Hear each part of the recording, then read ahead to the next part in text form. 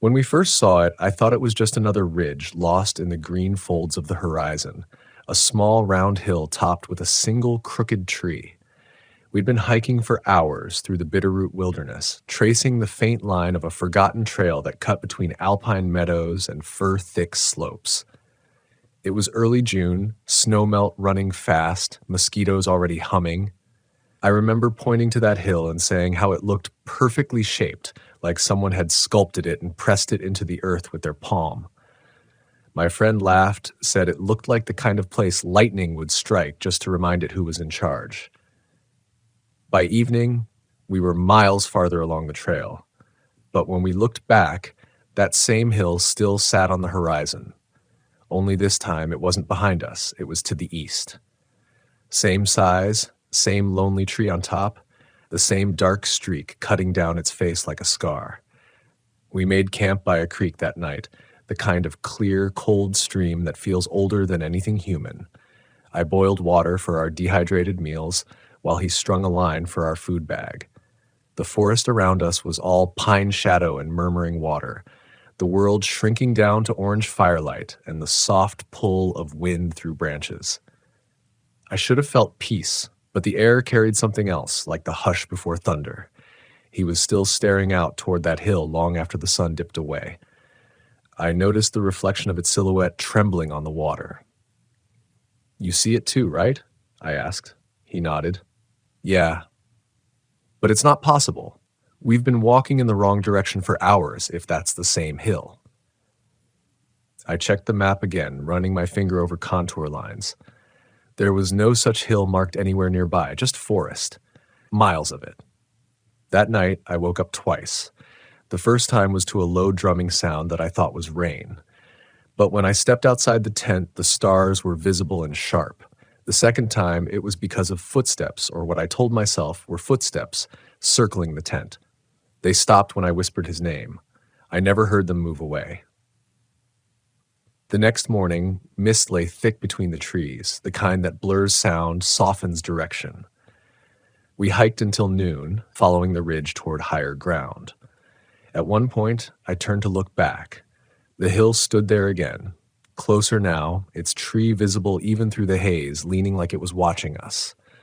I tried to laugh it off, but my throat was dry. We decided to make good time that day, keep moving until the map started making sense again. By late afternoon, though, we stumbled onto something that shouldn't have been there. A fire pit made of the same pale stones we'd used the night before. Same arrangement, same char pattern. Even the half-burned log on one side looked identical. He crouched beside it, running his fingers through the ash. "Still warm," he muttered. That didn't make sense. We'd put our fire out, poured water on it until the steam rose. But this pit wasn't behind us. It was miles ahead, near the base of that hill we couldn't seem to lose.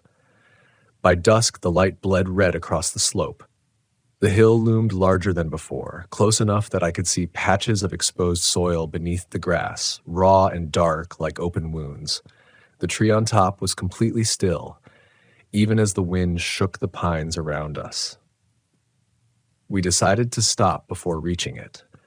We pitched camp just inside a grove of firs, where the ground sloped gently upward. It felt wrong to sleep facing that hill, but we did anyway, because the idea of turning our backs on it was somehow worse. Dinner was silent. The woods were silent too, except for the occasional snap of a branch in the distance. The firelight made everything seem closer, the shadows breathing at the edge of the clearing. When he finally spoke, his voice was quiet. "What if we've been going in circles?" I shook my head. "The compass says we're not.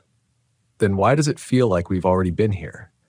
He pointed toward the fire, the tent, the arrangement of logs we'd sat on. And for the first time, I noticed it.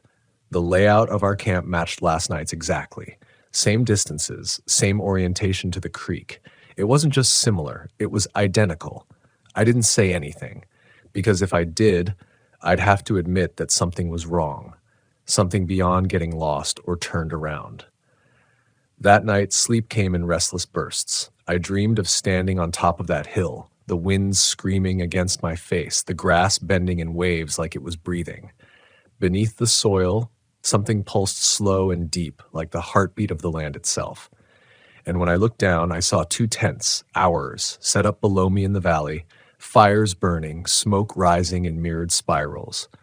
I woke up gasping, sweat cooling on my skin. The fire had burned low, just embers now. My friend wasn't in his sleeping bag. I whispered his name once, then again louder. The forest didn't answer. When I stepped outside, the first thing I saw was the hill. It wasn't on the horizon anymore. It was directly beyond the tree line, no more than a few hundred yards away. The slope caught the moonlight, silver against the black trees, and the single tree at its peak looked taller now, branches twisting like fingers. I turned slowly toward our camp, and that's when I saw the second tent. Our tent set up about 30 feet behind ours. Same color, same model, same tear in the rainfly. I stood frozen, the sound of my own heartbeat thudding in my ears. The flap of that second tent stirred slightly, as though someone inside had just shifted position. I whispered his name again, but this time it came out hoarse, small. The flap opened, and I saw myself step out. He, myself, stepped out of the other tent without looking at me. I could see the lighter clipped to the chest strap of his pack, see the little notch I'd carved into the plastic with my knife after it jammed one rainy spring. I could see the fraying on the brim of his hat where I'd jammed it through a thorn patch earlier that afternoon. He moved like I moved. He paused like I do when I'm about to speak, drawing in a little breath that almost whistles. He didn't speak. For a few seconds, we stood there with the fire dying between us, our shadows jittering against the trunks. The embers snapped softly, casting up a thread of sparks. I thought, stupidly, about how I must look when I sleepwalk. If I've ever sleepwalked. I thought about the animal fact of my body, my particular slouch, my uneven gait, the scar on my left ring finger from when a can slipped open my skin in college, and all of it was there, mirrored, precise.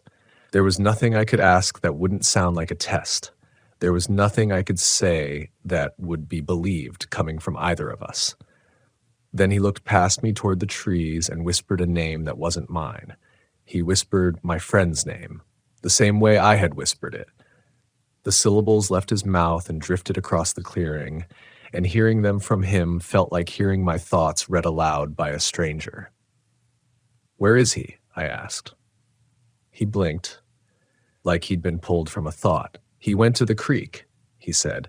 "You asked him to fill the bottles." It was my voice, the cadence.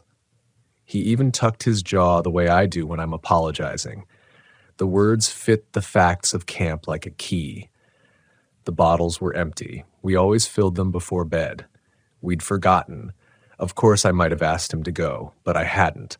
I knew I hadn't.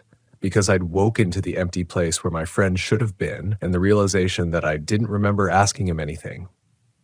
"I didn't ask him," I said. He scratched his cheekbone with the back of his knuckle. My habit. "You did," he said, making it sound like we were both just tired and mixed up, like hikers get. "You told him only a minute ago. You said you heard something in the trees and wanted to keep an eye out." The fire popped. A coal rolled off the ring of stones and hissed against damp earth. A moth pinwheeled into the heat and vanished in a fleck of ash. "I'm going to the creek," I said. He nodded. He didn't move. He didn't offer to come. He didn't ask for a headlamp. He just watched me with a concern I recognized because I've worn it, because when I'm afraid I pretend to be practical and it looks like this. A slight tightening between the brows, mouth soft so it won't look like a grimace, eyes too wide. The forest beyond camp was so quiet that the sound of my boot treads over duff seemed like shouting. Mist had fallen again, settled in the hollows between trunks. My headlamp made a white tunnel the size of my arm. Out beyond the cone of light, everything was the same, dark. If my friend was at the creek, I'd be able to hear him kneeling in the grasses, the thin clink of bottles, the water's bright pour. But I heard nothing except my own breath and that soft, persistent drumming sound again. Not rain, not a woodpecker. Something like palms tapping a taut skin far below. The creek lay 30 yards down a slope lined with sword ferns and slick roots. Even before I saw the water, I saw the glint of a bottle on the bank. I saw the parallel tracks in the mud where a knee had sunk and a boot had turned. I knelt, left knee first, same as always, and my knee slid into the exact divot already there, as if the ground had been waiting for the weight of me, of us. The bottle was uncapped. It smelled like the chemical bite of the tablets we use for emergencies. I touched the bottle and it was warm from a hand. "Hey," I called softly. "You down here? I've got the tablets." My voice fell flat, the trees soaking it up. The creek didn't answer. The drumming got louder, then faded, as if the earth was yawning. On the way back up the slope, I stopped because something moved at the edge of my light. A cluster of mushrooms I hadn't noticed before. White caps, clean as porcelain. They had pushed up through a boot print that matched mine.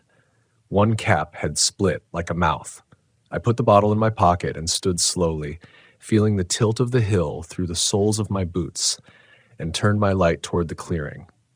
I expected to see a single glow, the sinking heart of our campfire.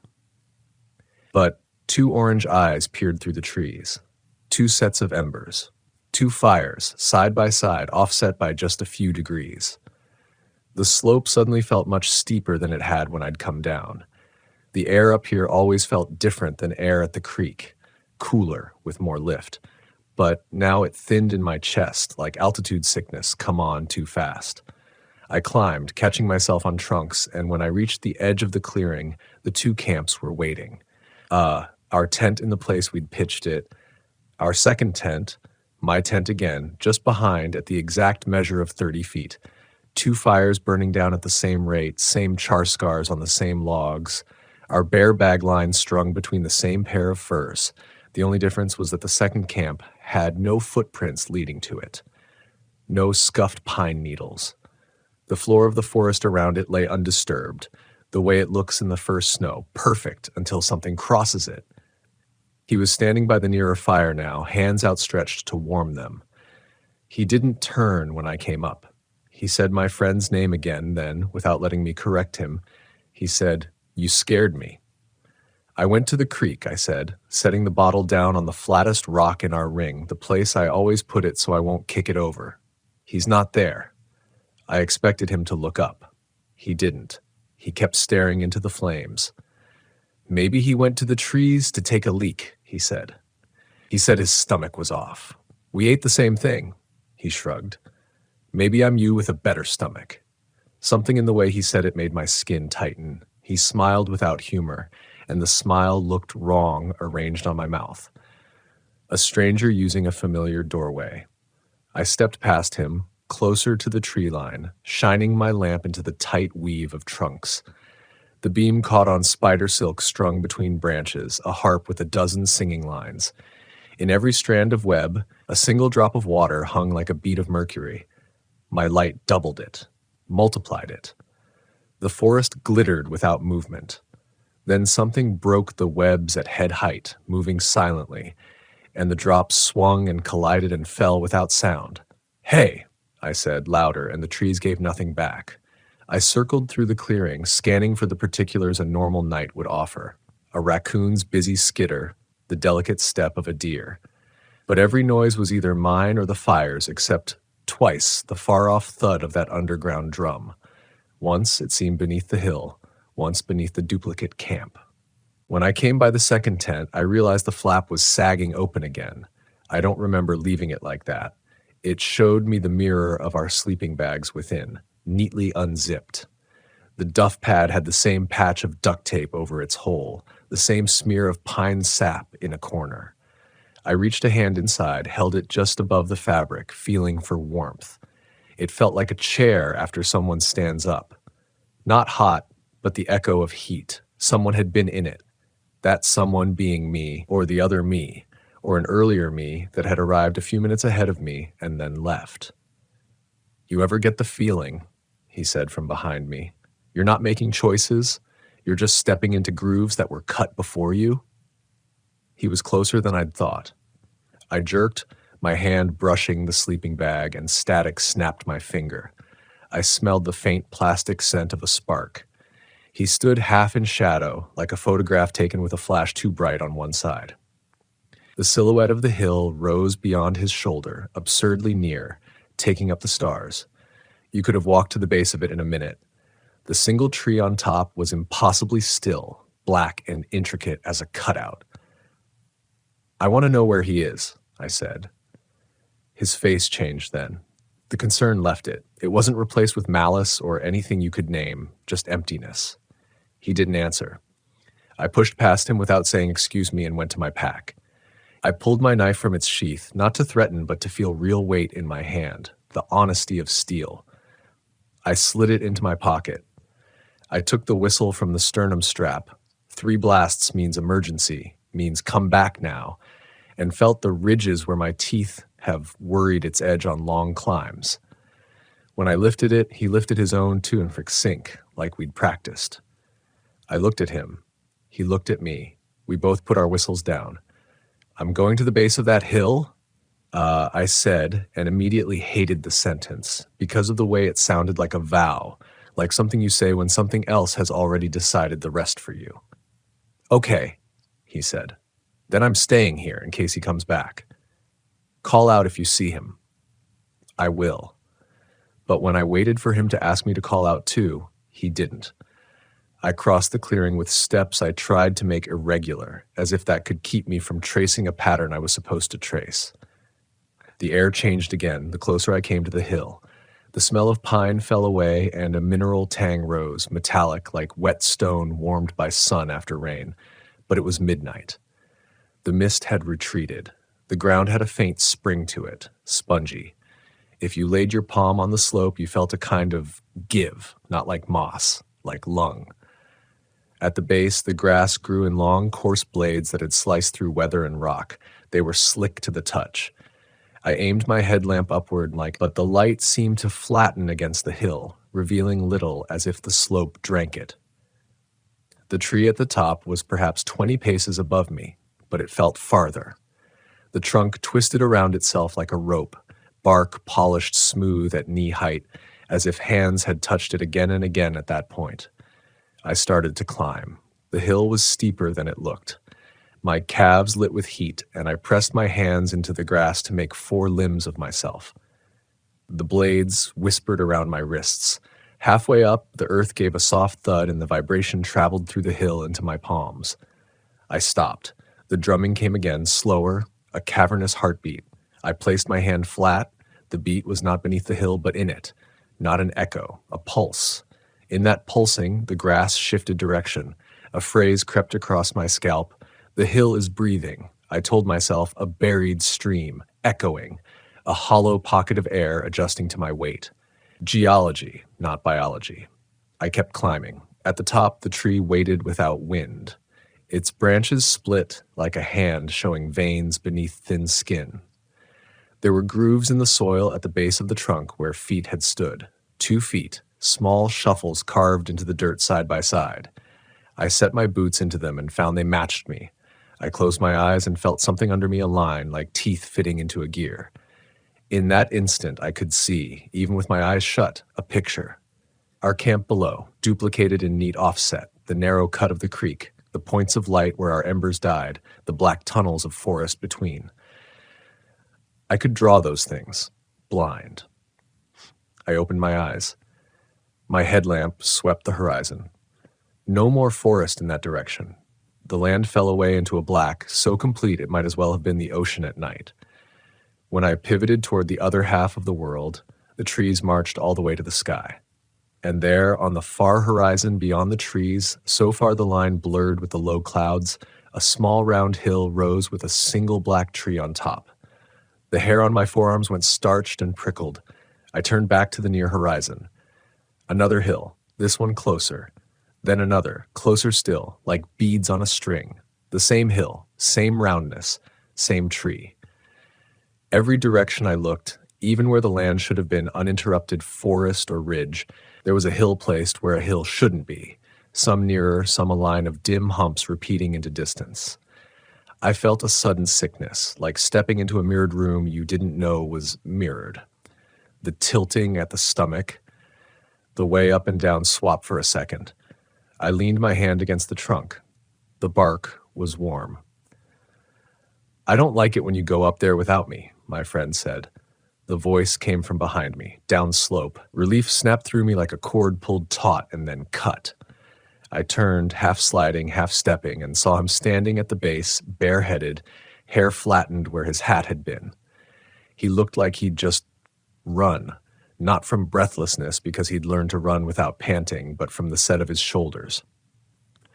I thought you were at the creek, I said, and swallowed the tremble in my voice. I called. I was, he said. Twice. Twice? He shook his head, like he'd drop it for later. Did you hear anything? Did you see? I heard the hill, I said. He squinted. What? The ground. There's a sound. The word heartbeat felt too dramatic, but it was the only word that fit. He didn't laugh. He didn't even scoff. He lifted his chin toward camp, and I followed his gaze. From here you could see both fires clearly. The identical wavering light, the identical shapes of shadow around their stones. I saw him note it, measure it, and then put his eyes back on me. We need to get off it, he said. Right now. We climbed down together. Side by side, the hill felt like it was tilting toward us, crowding us, a boulder rolling slowly on its axis to keep us within a groove. At the base, I looked back once. For the first time, the tree swayed. Just a touch, like a person making sure you saw them. In camp, the other me stood by the fire with his back to us. He had my hat on now. He had my pack buckled. He was watching the edge of the clearing like he expected my friend to come walking out at any second, an easy smile ready-made. When he heard our boots in the needles, he turned, surprised, like he realized at the same moment we did that the math didn't work anymore. There were 3 of us. Me, my friend, and the other me. My friend stopped short, staring between the 2 versions of me with a look I refused to read as fear. He set his bottles on a stone. He looked from the other me to the ground and then back, the way you do when you're trying to track a shadow in dim light. After a long moment, he pointed at the other me. He said my name. He put a hand on the strap of that pack and tugged it, testing the weight, like that would be proof. The other me tilted his head. Smiled. That wrong smile. Can I help you?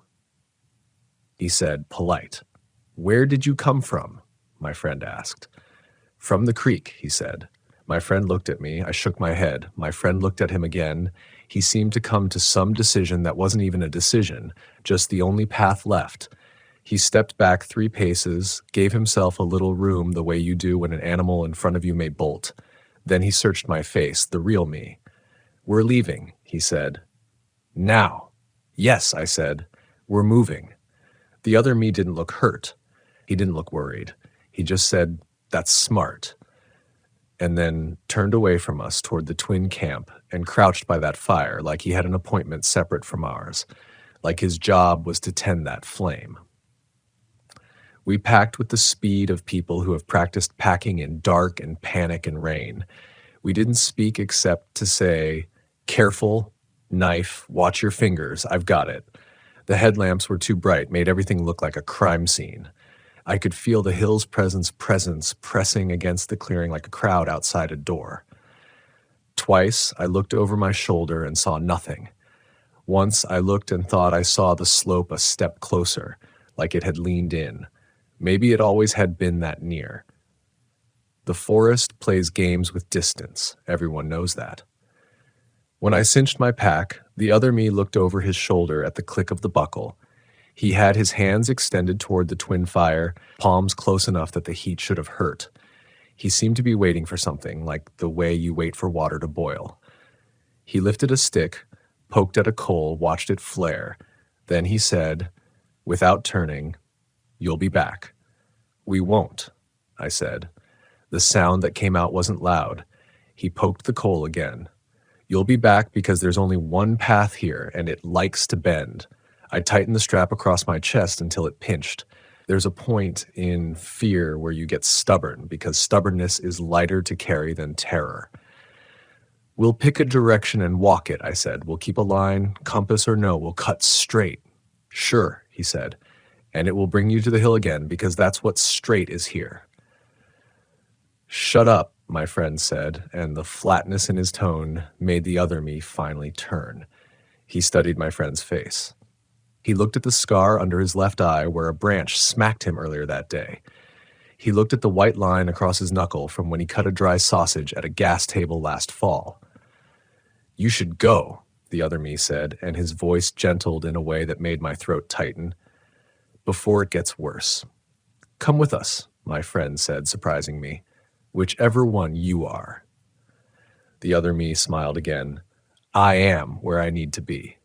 We left. We turned our backs on both fires and stepped into the trees. And I didn't look back because I felt sure I would see the hill not where it should be, but where I had just been standing. The slope bent into the clearing like a shoulder. The forest swallowed us. Our headlamps slashed the trunda bars that shivered as we passed. Without the sounds of the fires, the clearing disappeared behind us, like a dream does once you try to remember it. We chose a direction by sky, North Star pricked through cloud, a small hole of ice, and we walked toward it. We counted paces. We traded off leading so no one's stride dictated the route. Every 50 paces we stopped and listened. The drumming had faded or our hearing had changed. Once I thought I heard a voice. It said my name, soft as fog. We kept walking. At 200 paces we arrived at a creek. "Not ours," I said immediately. "Not the same." My friend knelt and ran his fingers through the current. He held them up. "Tablets," he said. "Same taste." "Every creek tastes like that after the tablets," I said, as if I knew, as if I wasn't shaking. We pushed on. Another 100 paces, a flattish area between 3 firsts where the ground would be good for tents. Another 50, a log with the same white shelf fungus like stepped plates. You can convince yourself all forests rhyme. If you stare hard enough, anything repeats. That's what I told myself until we stepped into a clearing and kicked a coal. 2 fires, 2 tents, one just behind the other. Embers sunk low, a little lower than before. The second me gone. We stood there, the world holding its breath. My friend said finally, "We keep moving. We don't stop. We hate the hill. We don't love it. That matters." "You think it cares?" My voice cracked. "I think it eats attention," he said, surprising me again. "So starve it." It was a plan as good as any. We plunged back into the trees, and if you asked me later how long we walked, I'd say time unstitched. The sky never brightened. The stars held their places, which felt wrong, but my knowledge of wrongness had stretched so far by then it barely contained new shapes. We measured by paces until a number stopped meaning anything. We measured by the burn in calves, then the ache in the small of the back, then the rubbering of knees. We walked until one of my ankles rolled and I grabbed a trunk and hissed, and then we walked more. When my friend stumbled, I shouldered him and took the lead. When I sagged, he took weight from my pack and bound it to his. At some point, the drum started again, farther away, then nearer, then directly beneath our feet, one slow thud that lifted us each a fraction of an inch and set us down again, as gentle as a mother when a child has fallen asleep in the car and must be carried inside. We came out into another clearing, and for a moment I let myself be happy because it wasn't ours. The ground was different. The first had a different tilt. Then my headlamp found a stone, the flattest one, and on it, my bottle. And under the stone, a small impression like a thumbprint that I knew I'd made 2 nights ago without noticing, and I realized there are worse things than being lost, being returned. My friend stepped into me, close enough that I could feel the shake in him. He said my name once, like he was calling me back from a ledge. He said, "Okay, we'll try something else." "What?" My voice sounded far away. I glanced toward the twin camp and saw no one tending the flame. No one in the tents. The hill stood at the edge of the trees, patient as a teacher in a doorway. "We go to it," he said, staring at the slope. "Not around it, not away. We go in a straight line to it and keep going the way you'd keep walking through a wave. It wants us to orbit. We'll pass through instead." I looked at the hill, at the trees' black neural tangle reaching at the sky. I thought about grooves and paths and the way animals wear tunnels in grass. I thought about mirrors. I thought about math. I thought about the other me's hands held to the fire like someone waiting to feel the exact moment a wound stops hurting. I said, if it is a mouth, that's walking in. If it is a mouth, it will swallow whatever we do, he said quietly. But if it is a throat, sometimes the quickest way out is through. He put his hand on my shoulder, and the heat of it steadied me more than any words could. The forest shifted a leaf. A moth knocked itself gently against my lamp and then was gone. I lifted my pack. I checked the knife with fingers that had learned their own ritual. I turned toward the slope. Okay, I said. We go. We walked, not running, because running sets little first stones tumbling that a whole hillside is waiting to chase. We walked straight. And when the clearing tried to bend us, because that's the way of clearings, to funnel you toward the path that looks easiest, we resisted. When the firelight flattered us to stop, we didn't. And when the second tent seemed to lean like a shoulder against our backs, we stepped out from under it. The base of the hill met us like a lip. As I set my foot on the first rise, the ground shivered and then stilled, like a creature surprised. The tree rustled without wind, a whisper in the blades like breath between teeth. And from behind us, from the direction of the twin camps, a voice called softly in my voice, "Don't." I didn't turn around. I didn't look back when it called my name in my own voice. I knew that if I gave the hill even an inch of my attention, it would open wider. We climbed. At first, the slope felt ordinary, a lungful of damp earth and moss. But the higher we went, the more the ground flexed. Not soft like mud, alive soft like the membrane of something thinking about what you were. Every step pressed down and rebounded slightly, as if beneath us the hill was rolling in its sleep. The grass hissed. The tree at the top loomed like a black nerve against the sky, trembling even though no wind touched it. I stopped once to look at my friend, but he didn't meet my eyes. He was muttering under his breath, counting maybe, or praying, but his lips didn't move right. It was as if his voice had come loose from his body and was walking a few paces ahead of him. When we reached the midpoint, the ground gave a low groan, a long, resonant note. We froze. I could feel it through my knees. Then it faded, swallowed by silence so absolute it made my ears ache. That was when I heard the first whisper. Not behind, beneath. It said my name again, but slower, stretched out like someone tasting it. Then another voice joined it, his name. Then another. Layers and layers of faint voices, like a crowd buried under wet soil, murmuring our names in order, again and again, as if trying to get the sound right. I looked down and saw impressions forming in the grass below us, footprints, human-shaped, pressing upward from underneath. Not ours. They pushed against the soil and vanished before breaking the surface, but I could see the motion, like fish beneath thin ice. My friend saw it too. He started to laugh, that kind of laugh that's mostly just breath leaving panic. "We're walking on people," he whispered. I shook my head. "No, don't say that." But the hill heard. The groan came again, louder this time, pulsing in sync with my heartbeat. "Keep moving," I said, gripping his wrist. "Up. Don't stop." The top was only a dozen steps away, but those last steps felt endless, the slope lengthening beneath us, stretching out like it didn't want to end. I dug my boots in, forcing progress. Every footfall left a faint red shimmer, like the grass bled light where I stepped. When I reached the tree, my hand brushed the trunk, and heat jolted through me, sharp and electric, like touching a power line. I staggered back, my head swimming.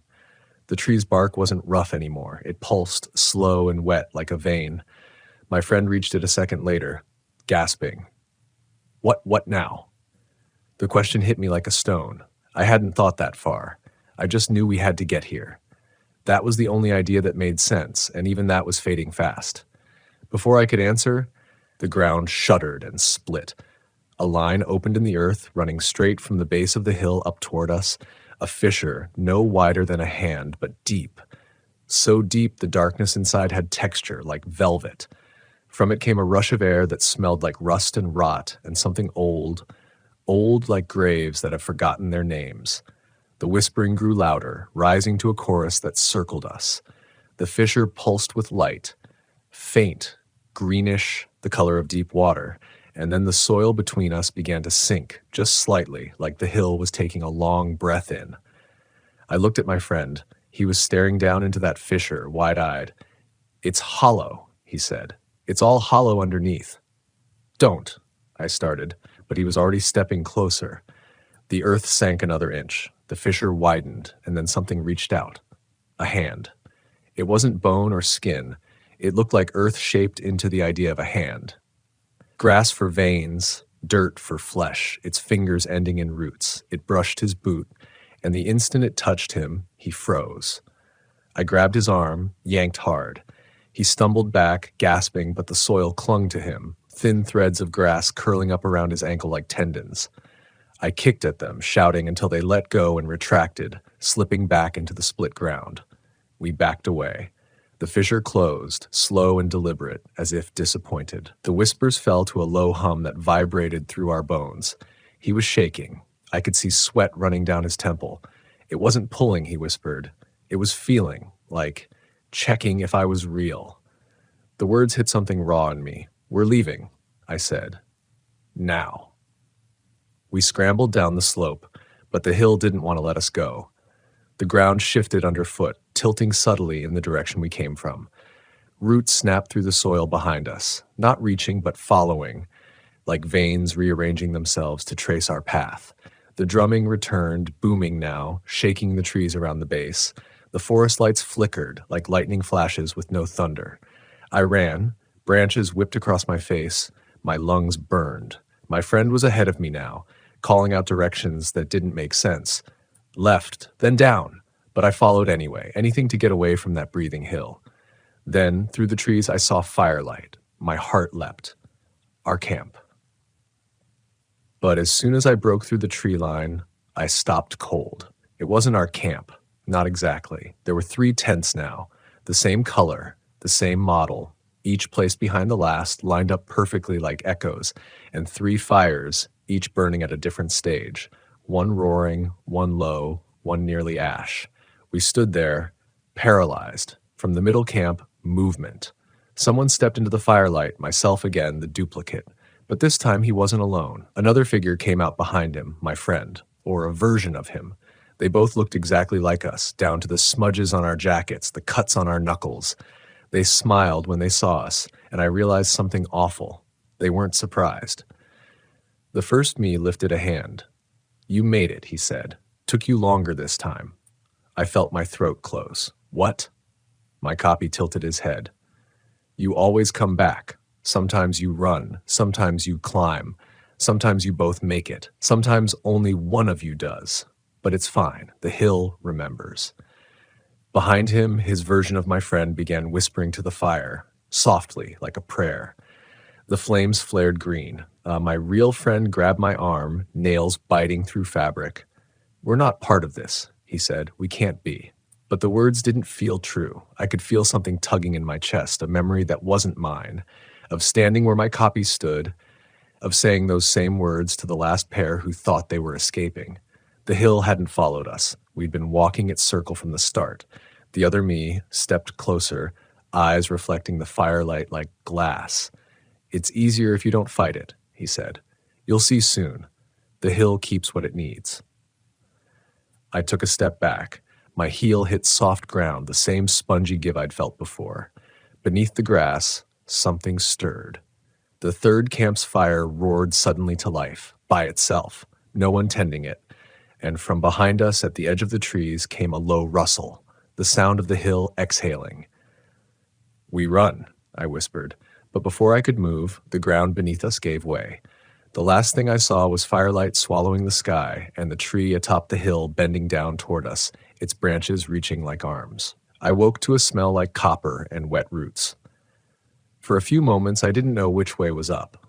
The air was thick, syrupy, too heavy for breathing, and everything hummed faintly like the inside of an engine. When I tried to sit, the ground shifted beneath me, not as dirt should, but in slow, rippling waves. My palms sank an inch before the surface steadied again. My headlamp flickered weakly, beam cutting through a haze of gray vapor. It wasn't fog, it was dust, floating in the still air. The light illuminated a low ceiling of tangled roots, dripping with what looked like condensation, but when I touched it, the drops clung to my fingers and pulsed, contracting as though alive. We weren't in the forest anymore. We were inside the hill. My voice came out hoarse. "Hey, you here?" Silence. Then a groan from the dark. My friend's voice, rough and cracked. "Yeah, I think so." He was maybe 10 feet away, sitting up, covered in a fine layer of dust. His eyes were wide, reflecting my headlamp beam. His jacket had a long tear across the sleeve, and a dark smear ran from his wrist to his elbow, mud or something thicker. "Are you hurt?" He shook his head. "No, just dizzy." We both turned slowly, trying to understand where we were. The walls weren't walls. They were ribs of earth, curved and slick, each one threaded with roots that shimmered faintly from within, like veins carrying pale light. The whole chamber pulsed softly every few seconds, and each time it did, I felt the air push in and out of my lungs, not from breathing, but from the space itself, inhaling and exhaling. The drumming sound was louder now, impossibly close, vibrating through the ground. "What is this?" I whispered. He swallowed, staring upward. "It's alive." I wanted to deny it. I wanted to tell him this was some sinkhole, some geological fluke that we'd been lucky not to die in the fall.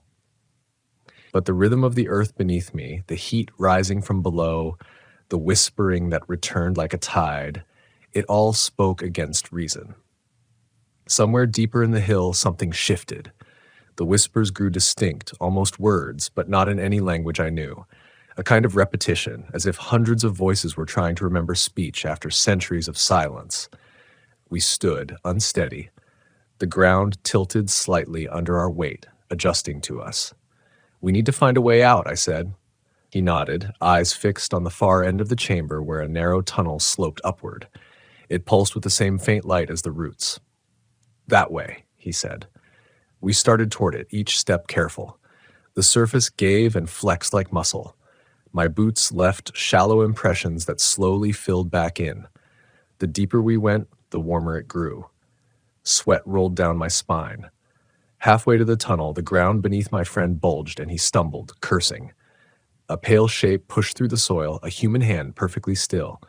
For a second, I thought it was another hallucination, until its fingers twitched. He froze. So did I. Then another hand emerged beside it. Then a shoulder, a head, skin gray as clay, eyes closed.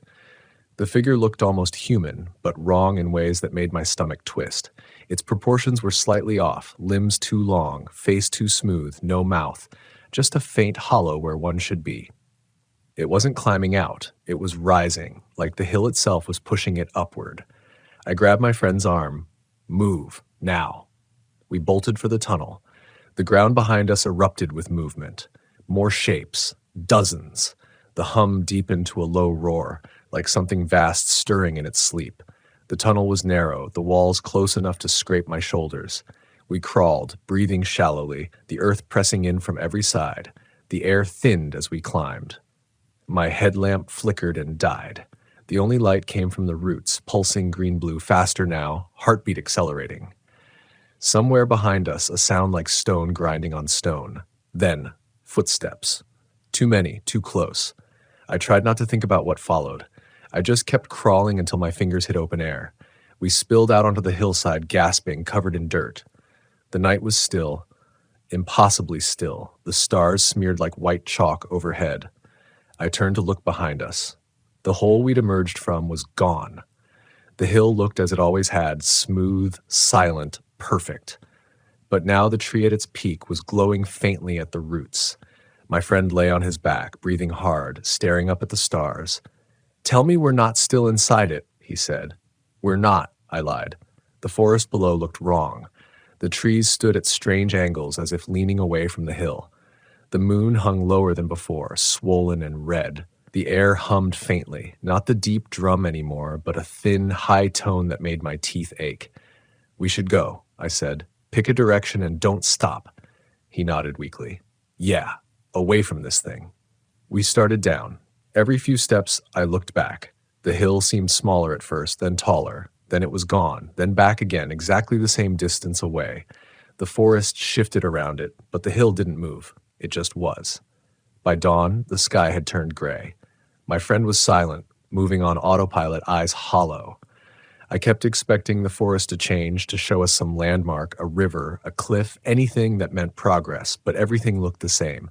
By midday, we reached a clearing, and there it was again, the same hill, the same tree, the same faint glow. He dropped his pack, face pale. We never left. I didn't answer.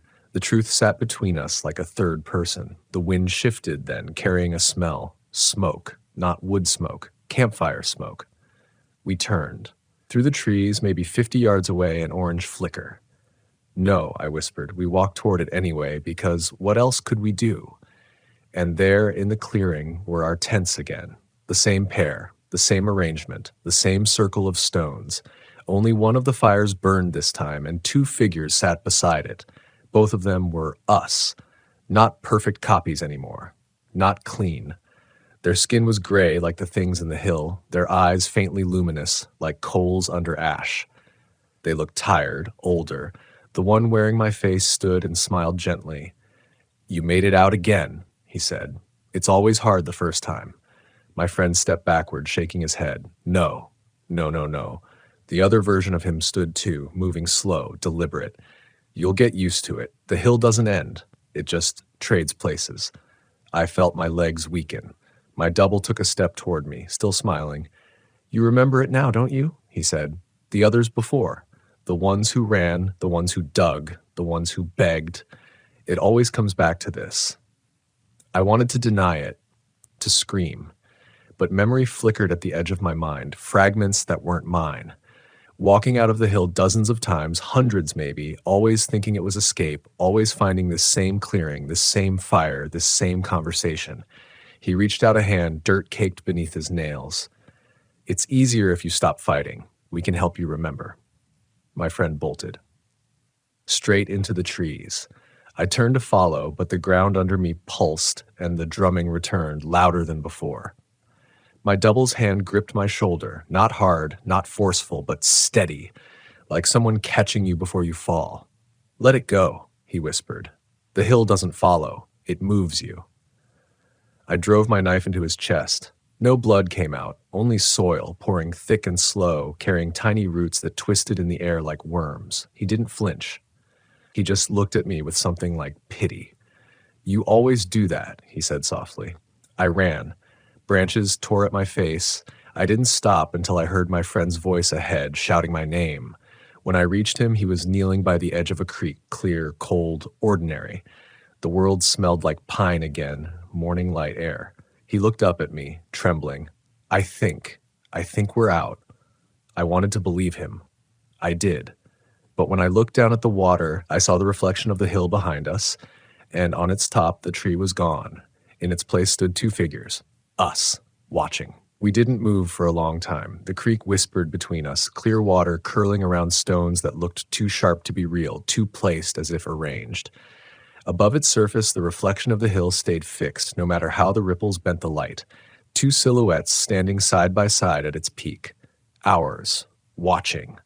My friend tore his gaze away first. "Don't look at it," he said, voice low and tight. "Just don't." He shoved his hand into the creek, splashing icy water on his face, gasping. "This is real," he said between breaths, forcing the words like a mantra. "This is cold. This is real. This is real." But when he pulled his hand out, tiny green threads hung from his fingers. Roots, slick and glistening. They clung like veins, pulsing once before sliding off into the current. He stared, mouth open. "It's in the water." I didn't answer. Because if I said anything, I'd have to acknowledge that the air smelled the same way it did beneath the hill. Metallic, wet, ancient. That faint humming wasn't gone. It was just quieter, hiding inside the noise of running water. We followed the creek, staying close to its bank, not talking. The sun moved overhead, but the light never seemed to change. Shadows stayed the same length. I started counting my steps out loud, just to have a rhythm that belonged to me. When I reached 500, I looked back. The hill was still there, the same size, same distance. By dusk, our legs were shaking. We found a clearing and stopped, though neither of us said the word camp. We didn't set up tents this time. We just sat on the ground, backs against our packs, watching the line of trees. He broke the silence first. "You think the others us ever made it out?" "I don't know," I said. "Maybe it doesn't matter," he said, voice fading. Maybe this is what happens when you walk too far into the same place. When night came, we took turns keeping watch. But the forest didn't sleep. Every few minutes, something rustled, just enough to make the hair on my neck rise. Once, I thought I heard my own voice whispering my name from somewhere behind the trees. Another time, I saw movement, a faint figure standing at the tree line, hands at its sides, head tilted slightly, just listening. It looked like me. I stayed awake until the stars blurred and the world turned gray again. We started walking before sunrise, following the creek until it split into two narrow streams. One bent west toward darker woods, the other ran straight east into open meadows. We hesitated at the fork. My friend pointed east. "That one. Open ground means roads. Roads mean towns." We followed it. The trees thinned, the air lightened, and for the first time in days, or maybe weeks, the world looked normal again. Birds called overhead, wind moved through the grass. When we crested a small rise, we saw the faint silver line of a road in the distance. He laughed, a broken sound that turned into sobbing halfway through. "We did it," he said. "We're out." I wanted to believe it. I almost did. We broke into a run. My pack slammed against my spine, my breath tearing through my chest, but I didn't care. The road was right there, asphalt, cracked and sun-bleached, stretching through the valley. He reached it first, stumbling to his knees. "Oh my God," he whispered. "Look, cars." Two of them sat parked on the shoulder, dust-coated, doors shut. I was still 20 feet away when he reached for the nearest handle and pulled. It opened. He leaned inside, then froze. "Hey," I called. "What is it?" He didn't answer. I came up beside him and looked. Inside the car, 2 sleeping bags, 2 packs, 2 pairs of boots, mine and his. I stepped back slowly. The air around us had gone dead still again. He turned to me, face pale. "We've been here before." Something moved across the road, a ripple like heat haze, except it passed through the ground itself. The trees along the valley line bent slightly, all leaning toward us, and then I heard it. The drumming. Faint at first, then rising, a deep, steady heartbeat rolling beneath the earth. The road quivered under my feet. Dust jumped from the cracks in tiny puffs. My friend grabbed my arm. "Run." We sprinted, leaving the cars, the road, everything. The sound followed, always the same distance behind. When we looked back, the valley was changing. The ground swelling upward, slow but constant, like something pushing from below. The hill was forming again. By the time we reached the tree line, it already had shape. The curve of its slope, the suggestion of a single tree sprouting from its crest. We collapsed among the pines, chests heaving. "I can't do this again," he gasped. "I can't keep running the same circle." The hill kept growing, swallowing the road, the cars, the valley, the tree at its top unfurled like an opening hand. I think I started but stopped. I didn't have words for what I thought. He turned to me, desperation raw in his eyes. "If this thing wants us, it's already got us, so maybe the only way out is through it again." I shook my head. "That's what it wants. Or it's what it fears," he said. "Maybe that's why it keeps resetting everything, because it can't let us finish." He stood, swaying on his feet. "We go to it one last time, straight through, no stopping." I grabbed his arm, and if it's just another circle, then we make it remember us. We walked toward it together. The forest trembled underfoot. The drumming synced with our steps, faster, closer. The sky dimmed as if dusk had fallen all at once. When we reached the base of the new hill, I could feel warmth radiating through the soil, heart heat, alive and endless. The single tree at the top was taller than before, bark black as obsidian, branches reaching toward the stars like veins. We climbed. The air thickened, humming. The ground beneath us beat in time with our hearts until I couldn't tell which pulse belonged to me. My vision swam. The whispering started again, but this time it wasn't our names. It was something like pleading. When we reached the summit, he turned to me and smiled weakly. "You ready?" Before I could answer, he stepped to the edge and shouted into the night, "Do you hear me?" We're not yours." The hill shuddered. The ground split open at his feet, light pouring up, green, gold, white, all at once. The drumming turned deafening. I lunged for him, caught his sleeve, and the world fell away. I woke on soft ground, sunlight on my face. The air smelled of pine and rain. The forest was quiet. For a long moment, I didn't move. Then I sat up. The clearing was empty. No tents, no packs, no sign of him. Across the meadow, a single hill stood, smaller now, with one crooked tree on top. I stared at it for a long time. Then I stood, brushing dirt from my hands, and began to walk toward it, because what else was there to do? Halfway across the field, I looked back. Behind me, 2 tents stood at the edge of the trees. A fire burned between them, and two someones, were sitting there, watching me go. I still remember the way the air felt that morning. Cold, thin, and silent in a way that pressed against your chest when you breathed. The forest wasn't far from home, just a few hours north into the hills, but it felt like another world entirely. My father said we were going there to reconnect. He used that word a lot back then, reconnect, as if something had come undone between us, or maybe between himself and something he couldn't quite name. I didn't ask what he meant. I was 13, quiet, curious, and still in that strange in-between space where you trust the world more than it deserves.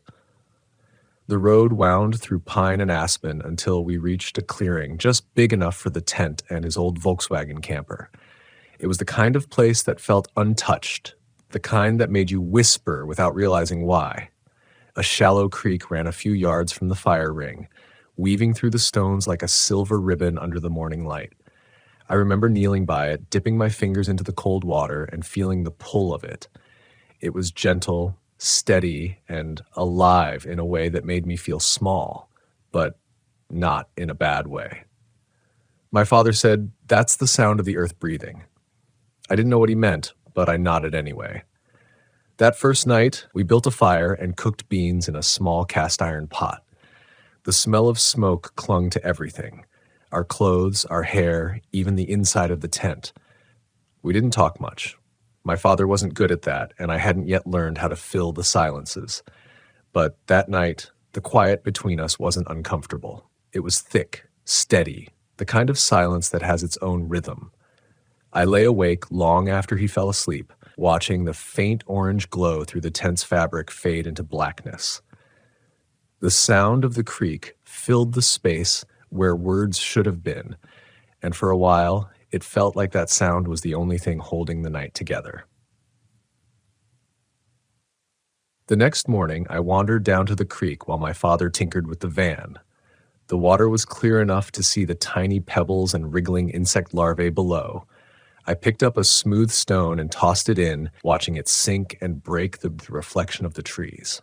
The splash echoed off the nearby slope, a soft, hollow sound that lingered longer than I expected. I threw another, then another. Each one seemed to bounce back differently. I told myself it was the way the trees and rocks played with sound, but one of the splashes, just one, sounded almost like a word. I froze. It was faint, barely there, but something in me knew it wasn't just my imagination. The sound came again after the next stone, a whisper-like tone stretched thin across the air. I leaned closer, heart thudding, trying to convince myself it was nothing more than wind. But then it came again, sharper, more deliberate, like the sound was trying to shape itself into something human. I remember stepping back, looking around, expecting to see someone crouched by the trees, maybe another camper, maybe a trick of acoustics. But the woods were still, too still. When I told my father, he just laughed softly. He said sound carried strangely near water, especially in narrow valleys like this. Your ears are just catching reflections, he told me. It's like seeing two versions of the same light. That explanation should have been enough, but later that evening, when the sun sank behind the ridges, I heard it again, without throwing a single stone. It came in a hush between the cricket calls, faint, stretched, almost searching. My father didn't notice. He was staring into the fire, lost somewhere else entirely. That was when I realized how tired he looked. Not the kind of tired that comes from work or age, but something deeper, something that seemed to eat at him from inside. I'd seen it before in the way he'd sometimes pause mid-sentence as if trying to remember who he was talking to. I wondered if that's why he brought me here, to escape whatever it was that haunted him back home. But the way he stared into the flames made me wonder if he'd just brought it along instead. That night, I dreamt of the creek. I saw the stones falling in slow motion, rippling through mirrored water, and somewhere beneath those ripples was a shadow. Not a shape, not a person, just a darker patch that moved against the current. When I woke, the fire was out, and the forest was so silent that my heartbeat felt like noise. My father was gone from the tent. For a moment, I thought he'd gone for a walk, but when I stepped outside, I saw his boots still by the van. The creek was the only thing moving. I approached it, drawn like a moth to a light I didn't trust. The air was colder than before, the kind of cold that settles in the bones. I knelt again, staring at my reflection in the rippling surface. I wanted to tell myself it was just a dream, but then, softly, almost tenderly, I heard it again. A whisper. My name. It wasn't loud. It wasn't even clear. But it was enough. I stumbled backward, fell against the wet stones, and the sound came again. Closer this time, clearer. My name, shaped perfectly in the quiet. There was no question now. Someone, something was speaking from beneath that water. I ran back to the tent, shaking. But when I told my father what I'd heard, his face didn't show fear. It showed recognition, like he'd been waiting for this moment, like he'd known all along. He didn't speak for a while, just stared toward the creek as if weighing what he could tell me. When he finally did, his voice was hoarse. "It's not the first time that's happened," he said. "Not to me, and not here." He went quiet again, and I realized that whatever he wasn't saying was heavier than the truth itself. I wanted to ask more, but he just stood, walked to the water's edge, and stood there as the sun began to rise. He tossed a single stone in. The splash echoed, and then, faintly, something answered back. That was the moment I knew we weren't alone out there. And even now, years later, when I think about that trip, I don't think of the trees or the smell of the smoke. I think of that sound, the whispering creek, the echo that wasn't an echo, the way my father looked into the water like it was staring back at him. I didn't know then that the forest has its own kind of memory, that sometimes it remembers you long after you leave. And some places, they whisper your name not because they want you back, but because they never really let you go. The next day carried a kind of heaviness I didn't have words for then. My father barely spoke. He moved through the morning like a man half asleep, making coffee, tightening ropes, checking the van's oil, all the small rituals of control that keep fear at arm's length. But the more he pretended nothing was wrong, the more the silence pressed in around us. It wasn't the peaceful quiet of a forest waking up. It was a hollow, stretched silence, the kind that feels like something is listening. When I finally asked what he meant the night before, when he said it had happened before, he didn't look up. He just said, "Your grandfather brought me here once, when I was about your age."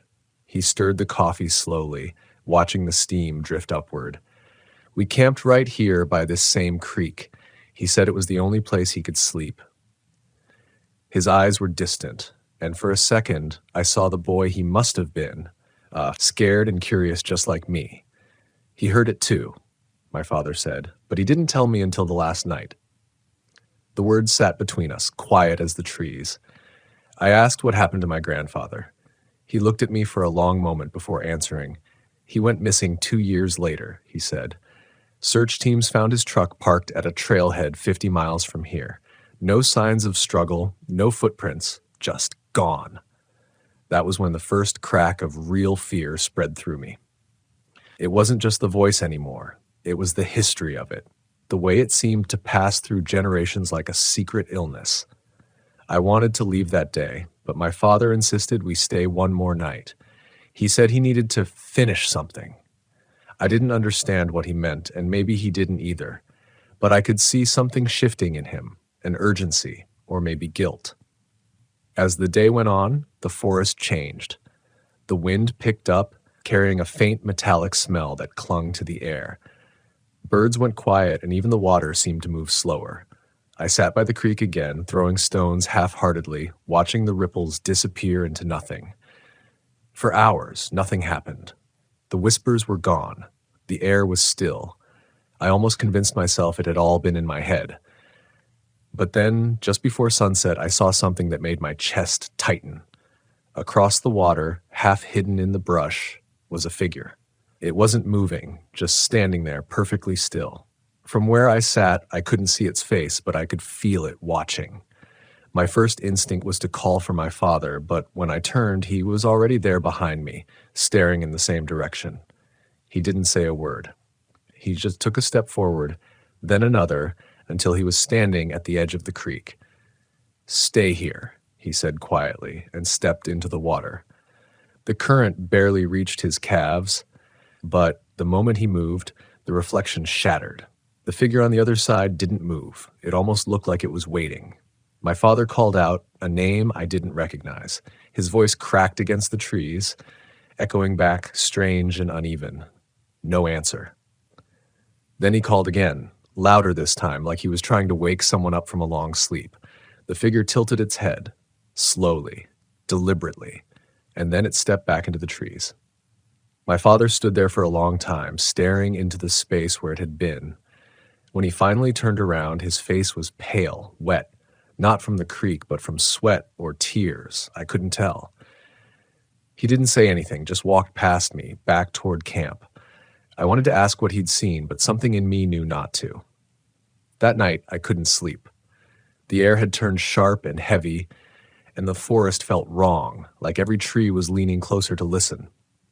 I lay awake, staring at the faint glow of the fire outside. My father sat by it, motionless. At one point, I heard him whispering to himself, too soft for me to make out the words. Then, after a long pause, he said my name. I pretended to be asleep. The next thing I heard was the sound of him walking away, the crunch of leaves, the slow rhythm of his boots moving toward the creek. I waited a few seconds before unzipping the tent. The night had that strange brightness that comes right before dawn, when the darkness feels thin. The fire was down to embers. I followed the sound of water. When I reached the bank, he was standing knee-deep in the creek, staring down into it like a man seeing his own reflection for the first time. The water shimmered faintly around him, as if something beneath was moving. He didn't look up when I called his name. He just said quietly, "It's not the creek that's talking, it's what remembers." Then he reached down, cupped the water in his hands, and held it to his ear, like he was listening to a secret. I stood there, frozen, not sure whether to run or call out again. And then the water started to move, circling around his legs, swirling faster and faster until it broke apart with a sound that wasn't water anymore. It was voices, dozens of them, layered, whispering through the air like wind through dead leaves. My name was one of them, his too. He dropped to his knees, hands still in the water, and for the first time, I heard him cry. Not loudly, just soft, broken sobs that sounded more like surrender than pain. Then the voices stopped. The forest went still. When he finally turned to me, his eyes were red, but calm. "We're leaving," he said. We packed in silence. By the time the sun rose, we were already on the dirt road out. He didn't look back. I wanted to, but something told me not to.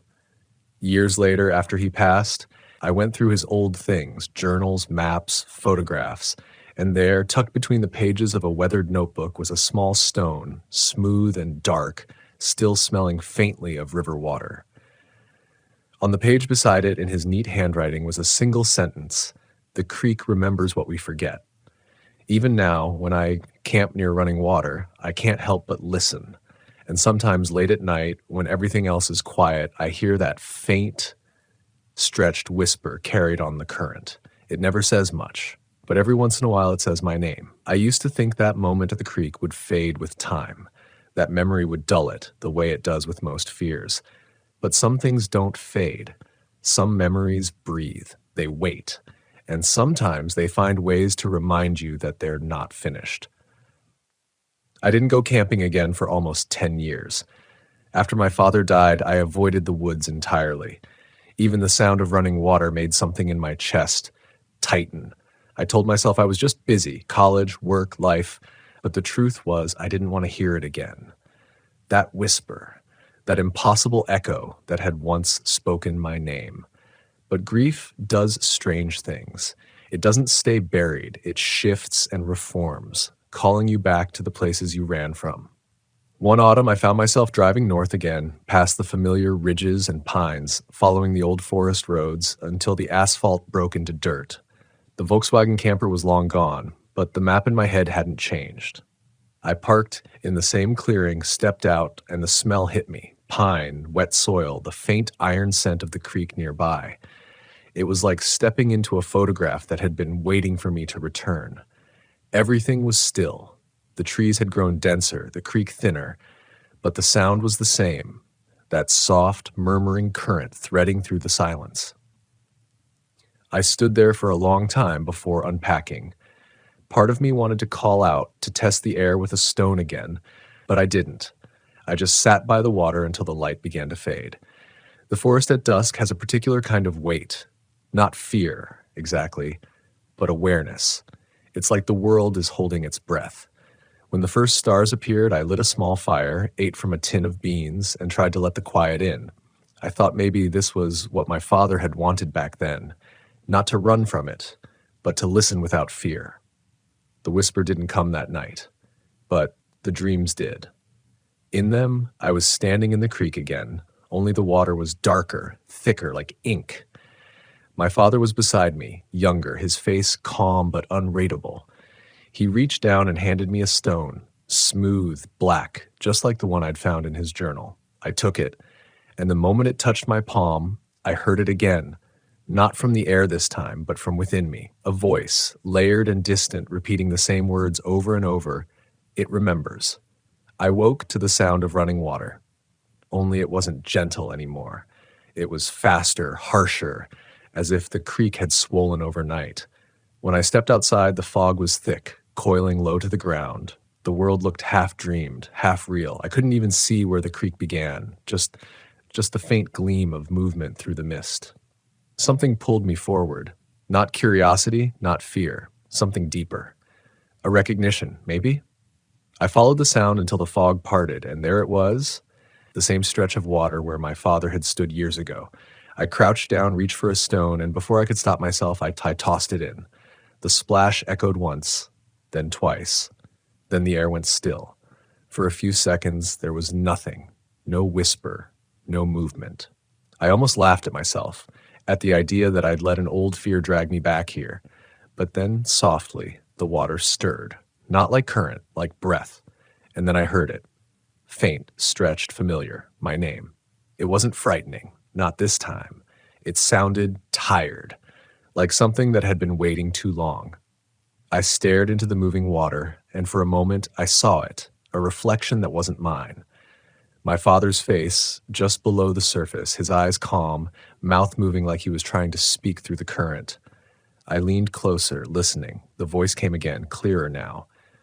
You can leave it here. I didn't understand at first. Then I remembered the stone, the one from his journal, still in my pocket. My hands trembled as I took it out. It was colder than the air around me, and for a moment, I thought I saw faint ripples pulse across its surface, like it had been waiting too. I held it over the water, feeling that old fear return, the same one that had kept me from coming back all these years. The same one that whispered in the back of my mind every time I thought of him. I wanted to ask what he meant, what he wanted me to do, but somehow I already knew. The creek wasn't just whispering back, it was remembering for us, carrying what we couldn't. I let the stone fall. It slipped beneath the surface with barely a sound. For a moment, the water went still, then it shimmered softly like moonlight rippling through glass. The whisper came one last time, but this time it wasn't calling my name. It was saying goodbye. When I returned to camp, the fog had begun to lift. The air was lighter, almost warm. The fire caught easily, and for the first time in years, I felt peace settle over me like a blanket. I sat there until dawn, listening to the creek murmur behind me, No whispers, no echoes, just the steady sound of water moving forward. In the morning, I packed my things. Before leaving, I walked once more to the water's edge. The creek looked ordinary again, small, clear, harmless. But I knew better. Some places aren't meant to be understood. Some carry the weight of the things we lose, and in return they whisper them back when we're ready to listen. As I drove away, the trees thinned and the light poured through, golden and sharp. I caught my reflection in the rearview mirror and saw something I hadn't seen in years. Calm. Not because the fear was gone, but because I'd faced it, and it had finally spoken what it needed to. The creek didn't whisper again. It didn't have to, because I finally understood. Some echoes aren't meant to haunt you. They're meant to heal you. And sometimes the voice calling your name from the dark isn't trying to pull you under. It's trying to let you go. I've camped alone plenty of times before. I tell myself that every time I start to feel the weight of the woods around me, the silence, the slow sinking of light, the way the forest seems to breathe once the wind stops. This trip was supposed to be simple.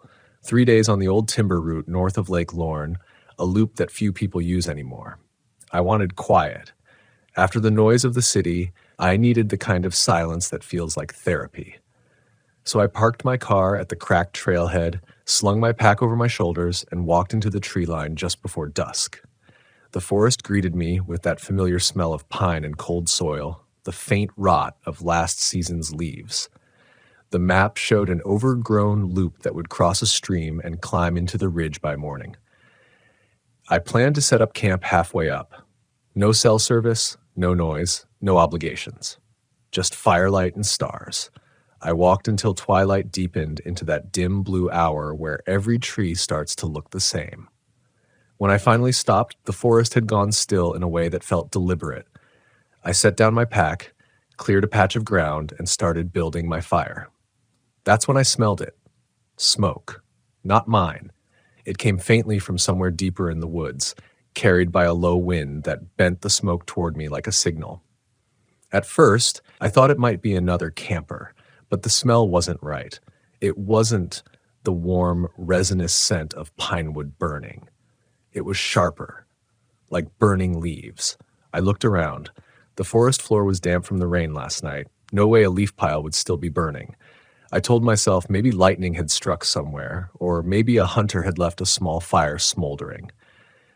Still, curiosity gnawed at me. I got my fire going, pitched my tent, and sat by the flame for a while, like listening. The night had gone still. Too still. Even the insects had quieted down. I thought about following the smell, just to make sure nothing was burning out of control. But darkness in a forest is an entirely different world. I decided to wait until morning. When I woke up, the smoke smell was still there. Faint, but constant, threading through the damp morning air. I unzipped my tent and saw a faint wisp curling above the tree line, maybe a few 100 yards off. I left my pack and walked toward it. The ground was soft beneath my boots, the moss dark and slick with dew. Sunlight filtered weakly through the canopy, scattered by mist. The forest smelled richer the deeper I went, like wet bark and something else underneath. Ash. Then I saw it, a line of leaves, burnt along their edges as though someone had dragged a torch across the ground in a winding path. The burn wasn't recent. It had cooled, leaving only blackened curls of leaf litter and faint smoke rising from a few glowing tips. It looked like a trail of burning leaves. I followed it, crouching low, trying to make sense of what I was seeing. The pattern wound through the trees, sometimes disappearing beneath the undergrowth, then reappearing again in a line that looked deliberate, almost careful. It wasn't random like a fire creeping through the woods. It was drawn. I kept walking, the smell of burnt vegetation growing stronger. Then I noticed something that stopped me cold. Every few yards, the burned trail widened into small circular patches, as if someone had knelt there and pressed their hands into the ground to burn it. The ash wasn't just black, it shimmered faintly, like tiny embers still alive under the surface. The forest around me seemed to hold its breath.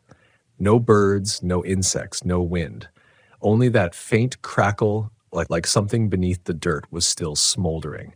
I don't know how long I followed it, 10 minutes, maybe 20, but soon I came upon a small clearing. In the center was a shallow fire pit surrounded by stones. Smoke drifted lazily from it.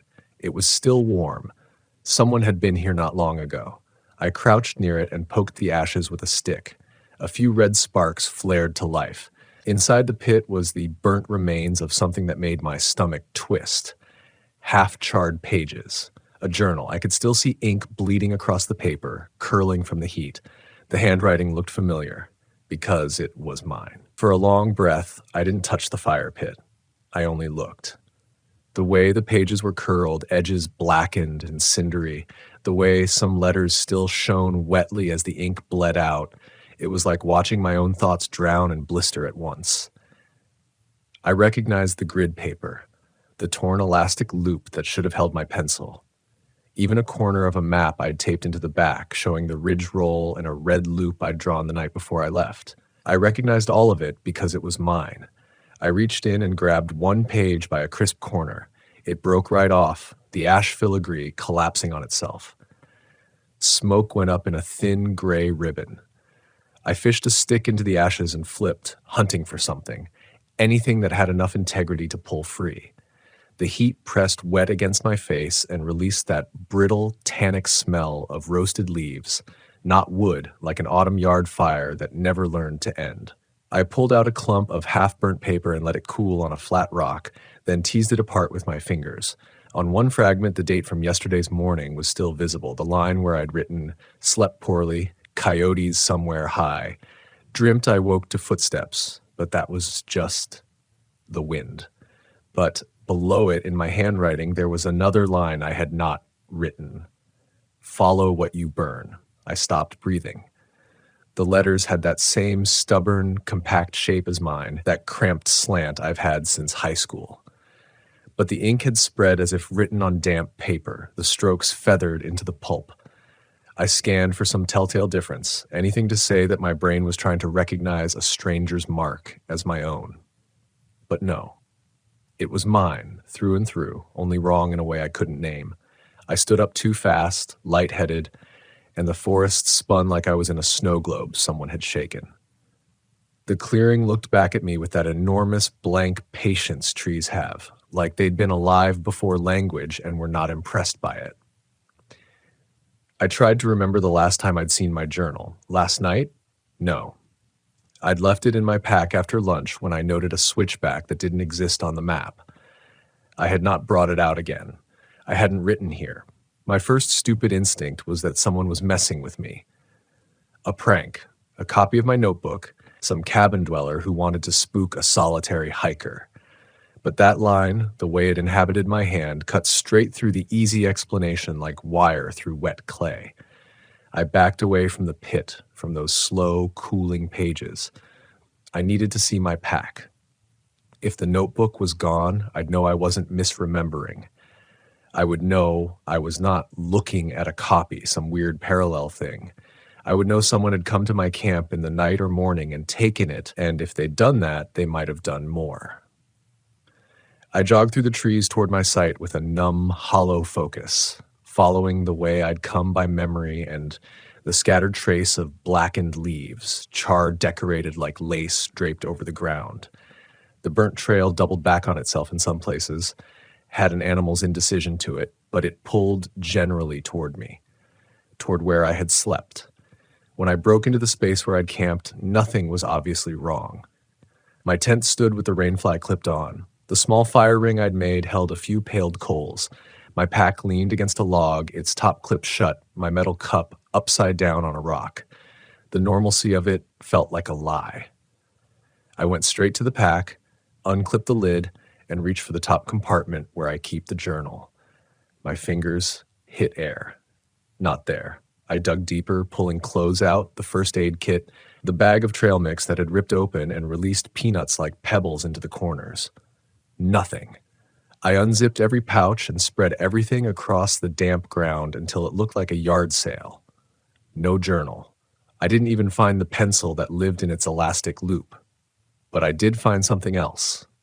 Ash, very fine, dusting the bottom seam of the main compartment and marking the zipper teeth in tiny black crescents, like someone who had handled coal had gently closed it. I straightened and just stood there. I listened for any trace of the person who decided to come this close to me while I slept. There was nothing, not even a crow.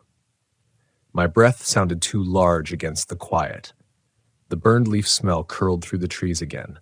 I turned and saw, just beyond my little fire ring, a single line of black creeping through the duff. Not a flame now, but somehow darker than shadow, as if the leaves themselves had lost their color and gave back nothing to light.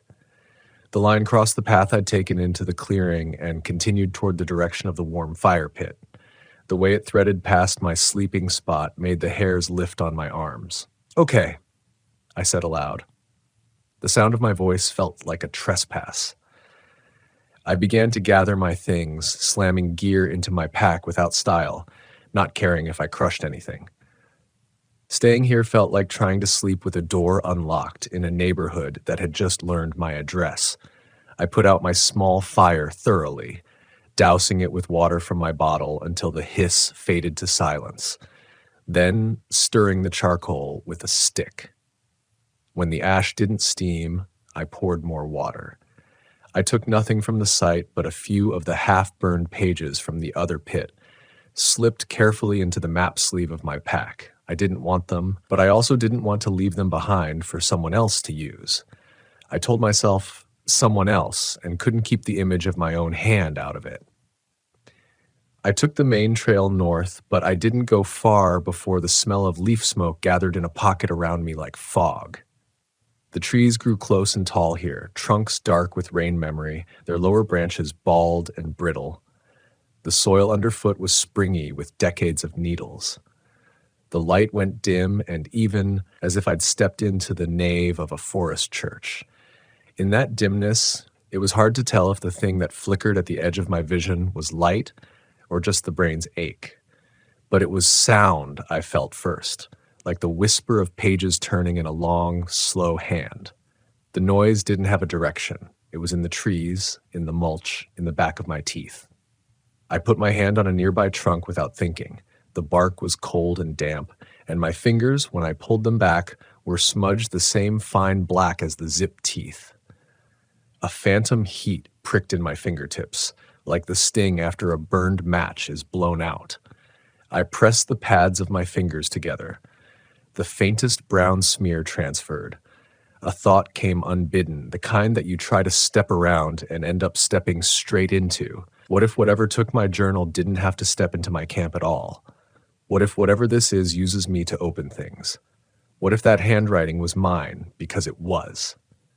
I checked my palm by habit for a blister line and found another thing entirely.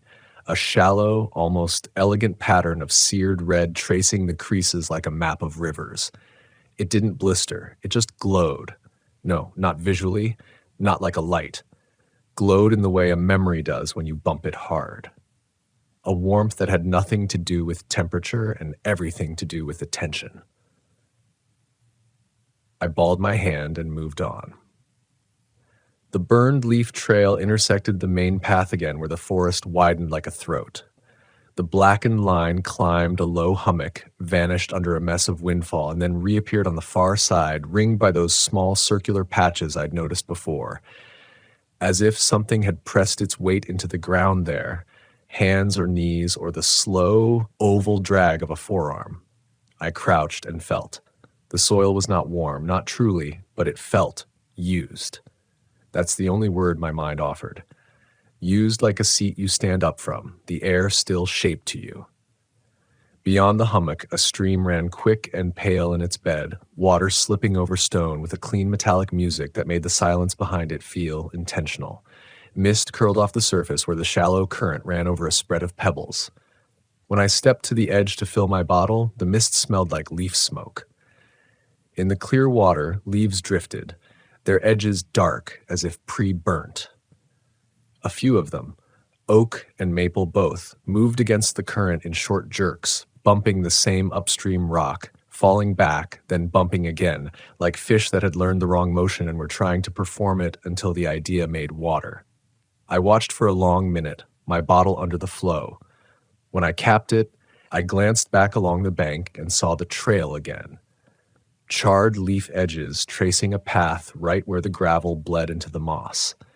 The line crossed the stream where stepping stones made a staggered row. Whoever had made it, whoever or whatever had burned its way through, had crossed there. I took the same path, shoes slipping slightly on the last rock. On the far bank, the smell swelled, then thinned, the way breath does when someone is trying to calm themselves. It felt strange to think of something out here breathing. Stranger still to think it might be breathing with me. I pushed deeper into the trees. The map in my head told me that if I followed the old timber route, I'd hit a narrow saddle and then the ridge where the pines opened to a stony overlook. Most of the day hikers never went that far. The route was unmaintained, the blazes often eaten by bark, the ground pitched and root twisted. The sense of being in a place the forest actively wanted back was a pressure against the sternum. I've always liked that feeling, the smallness of myself in it. Today, it knuckled the breath out of me. The signs started small. A pair of deer prints in a strip of mud that ended abruptly, not at a rock or a dry patch, but because the mud was scorched to a crisp shell. A scatter of squirrel bones, tiny ribs like white handwriting on the ground, laid in a circle with a burned seam through the center, as if a compass needle had been drawn there and heated. A stand of ferns, whose tips were browned and curled, but only down one side, like the drift of a torch. The bigger signs came later. A tree with a palm-shaped bloom of soot pressed into its north face at shoulder height, fingers spread. Just below it, the faintest suggestion of fingernails dragged downward and cut into the bark. The grooves were not deep. They were precise. I placed my own hand over them and found my fingers a fraction shorter, my palm narrower, and yet I felt the strangest relief, that tiny, ugly thrill at not fitting, as if that excused me from what I already knew. Flipping pages, I heard it again, not loud, not near. It was like being in a library where someone at a distant table turns a page only once every 2 minutes. You don't notice it until you do, and then it's the only sound there is. Dusk comes different in forest. It doesn't sweep, it saturates. The green dark became a blue dark, then a density that wasn't a color anymore. I caught myself counting my steps, then counting my breaths, then counting the trees that had the pale slashes of old blaze marks the way sailors count stars before a storm. My headlamp was in my hip belt pocket. I kept not putting it on because there was a new superstition forming that if I made myself bright, something that preferred the dim would see me more clearly, and if I stayed in the hard to see, I might get the same consideration back. That's not how visibility works, but fear bends physics until it feels cordial. When I finally accepted that I needed to stop, I set camp in a natural alcove between two glacial boulders the size of sheds. They made a shallow V with their mossy faces, a windbreak, and there was a trickle of water down one side I could drink after filtering. I picked the flattest patch of ground, checked obsessively for roots and for any blackened leaf traces, then pitched the tent. I cooked noodles by the faintest stove flame, half afraid the scent of bouillon would be a beacon. When the water boiled, a knot of steam rose and carried that leaf smoke smell with it, as if it had been hiding in the pot. I ate fast and hated the way the sound of my chewing filled the night. There's a particular kind of quiet that sometimes settles in wild places, like you've slipped between seconds and found where time stores its furniture. That quiet arrived now. It had weight. It had the dignity of a closed door. I obeyed it without being told. I cleaned up, packed every scrap of food into the bear bag, and hung it high from a crooked branch. I sat back in the tent and turned off my headlamp, and the dark arrived like a soft, matte thing laid over my face. I fell into the kind of nap you don't plan, messy and sudden. I woke not because of a sound, exactly, but because the inside of the tent had changed temperature. It had become very slightly warmer along the floor, as if a slow exhale leaked in. I lay on my side and watched the thin, dark fabric edge where the vestibule flap ended and the mesh started, and in that scrap of rectangle I saw, impossible but plain, a faint glow sliding along the ground outside. It was not the mobile white of a flashlight or the jittering dance of a fire. It was a line of ember thread, not bright enough to paint the tent in orange, but enough to show its own body. It moved like writing. I sat up and held my breath so hard it hurt. The line drew itself with patience, dragging across the edge of my ground cloth. No spark leaping, no smoke, just a black seam left behind like the earth was a page and someone with a warm stylus was making letters in it. I unzipped the fly an inch. The sound of the zipper was as rude as a cough in a cathedral. I waited, then eased it another inch. The ember line paused. Then, delicately, it flared a little at the end, as if dotting itself. I slipped my hand out, palm down, hovering an inch above it. Heat kissed the skin, not enough to burn, exactly, but enough to announce itself. The letters were not quite letters. They were strokes angled and re-angled, a series of curves nearly closing. I could say a name was forming there. My name. It would be easy to claim that it was trying to say me in the soil. But watching it without the vanity of fear, I knew that wasn't all it was. It was writing something I almost recognized and then adjusting it as if translating between faces of the same word. "Stop," I said, because what else do you tell a moving sentence? It did not stop. It pulled itself across a pebble with slow grace, then thinned and vanished under the tent's edge. In the sudden blank left behind, the quiet felt like tinnitus. I couldn't stay in the tent after that. I slid out into the night, every zipper like a shot. I stood barefoot on cold needles and peered along the boulder's base. The ember line had gone a few feet and then broken into separate points, not dots, positions. I turned in a slow circle, and that was when I heard distinctly now the page turn. Once. A dry, gentle sound from just beyond the boulder, the sound of a patience that had waited longer than me. I stepped around the stone.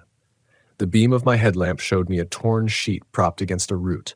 The page was half burned, edges fluted. On the unburned half, my handwriting again, a few staggered lines I remembered writing weeks ago about why I hike alone. I come to listen to the part of me that only speaks where there aren't walls. I come because the forest has an opinion of me. I don't get anywhere else. Below those lines, there was a new sentence, the ink wet as if it had just been written. You will follow what you burn back to where you started. A breeze touched the page, and as it moved, heat licked my face. I didn't think. I grabbed the page, and it shattered into ash in my hand, not fell. Shattered like the black glass of char fracturing. The flakes spiraled down, and then, this is the part I can't claim to understand, they didn't land. They hovered an inch off the ground, shivering. They arranged themselves into that same almost writing and then sank at once, a soft sigh of carbon. I stumbled back. I hit my tent. I hit the boulder. Suddenly, the small V of camp was a trap with one open mouth, and that mouth was pointed at the trees where the darkness had a texture. I wanted to run to the road, to the trailhead, to the safety of a bathroom light somewhere with a designed floor. But the forest here is a maze you can't sprint through without tearing something real. Panic would break me faster than whatever this was. I did the only thing that made a stupid intuitive sense. I put on my boots and my jacket and slung the light pack I keep for day hikes, and I followed the faintest smell of leaf smoke up the shallow slope behind camp, away from my tent, away from the pieces of myself that wanted to hide like a child. The grass there was cropped short by deer. The ground had the paper-thin crispness of a place that had been hot recently. Beyond it, a stand of young birch reflected my headlamp in dozens of pale scars. The black lines on the ground gathered themselves again into a path, not continuous, not safe, but legible. I told myself I was following to end it, to find the source and stamp it until my feet were black. The path climbed steadily. It was not a human trail. It ignored the switchbacks and fell-line ethics of a maintained route, cutting straight up the slope as if guided by gravity's opponent. The flipping page sound moved ahead of me like a lure.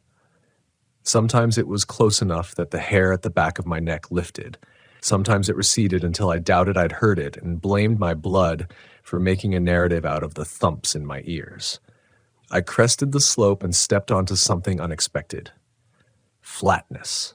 A roadbed, old and broad and nearly taken back, faintly crowned and bordered by ditches that had filled with moss and alder. The kind of thing loggers lay into the world and abandon when it's paid them more than it's cost. My headlamp picked out half-buried culverts, the rusted mouth of an old signpost, sawed stumps silvered with time.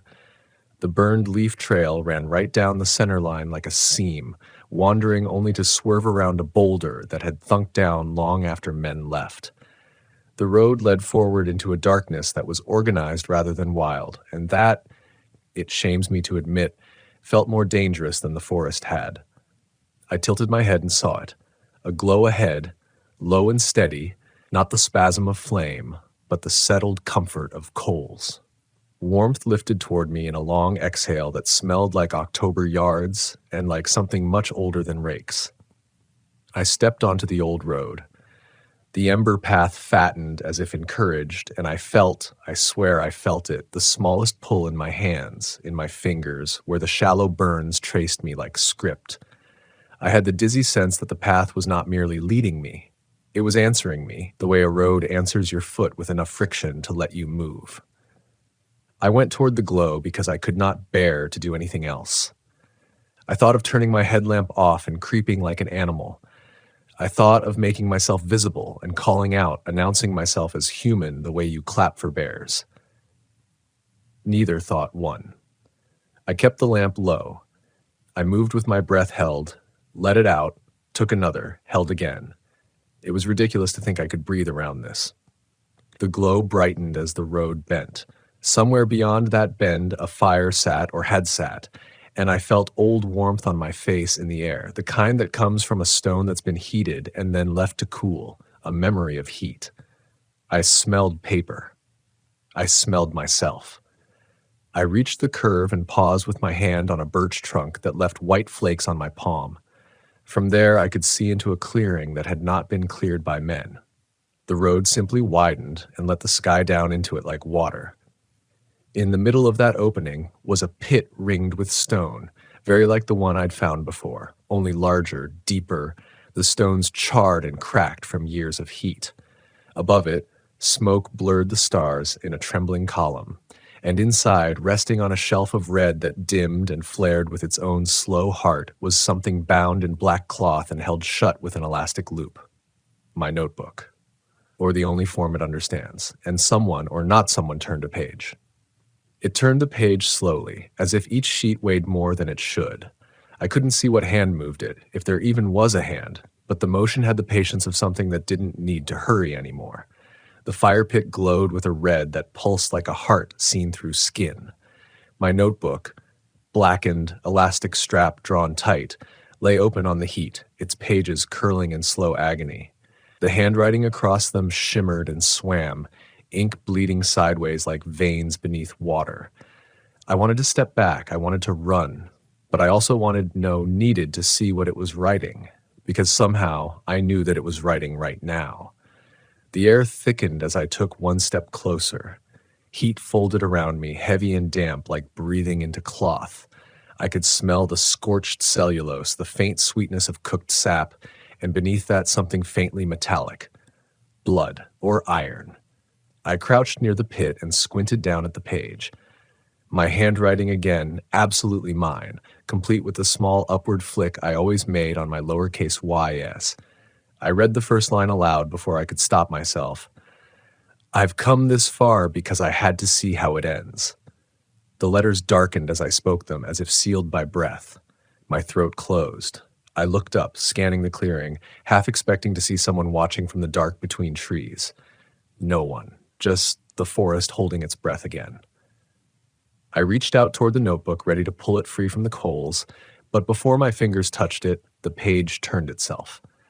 The next one began blank, then a faint motion shimmered across it, the ink bleeding into being line by line. My handwriting again. But I wasn't writing it.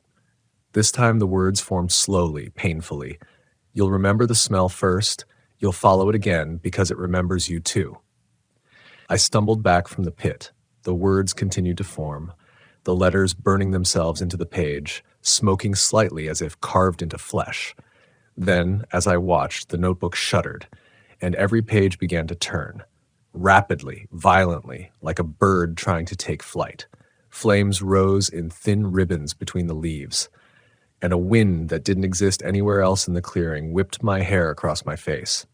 I couldn't see anymore. The air was all ash and light, but over the roar, I heard it. A whisper, not outside, but inside, near the inner ear. My own voice, low and familiar. Follow what you burn. The fire collapsed inward, sucking light into itself until the pit was dark again. When the smoke cleared, the notebook was gone. Only a thin trail of embers crept outward from the pit, winding through the clearing like a serpent of coal. I didn't want to follow it. Every rational part of me screamed to run, to get back to the trailhead, to abandon this madness. But something deeper pulled at me. A terrible curiosity, a compulsion. It wasn't just about the journal anymore. It was about what had taken it, what was using it. So I followed. The trail wound deeper into the forest, down a slope where the air grew cooler, thicker. I could see faint heat glow along the path, smoldering leaf edges lighting the way like dying constellations. My boots sank into the soft soil, and each step released the faintest puff of smoke, as though the ground itself remembered fire.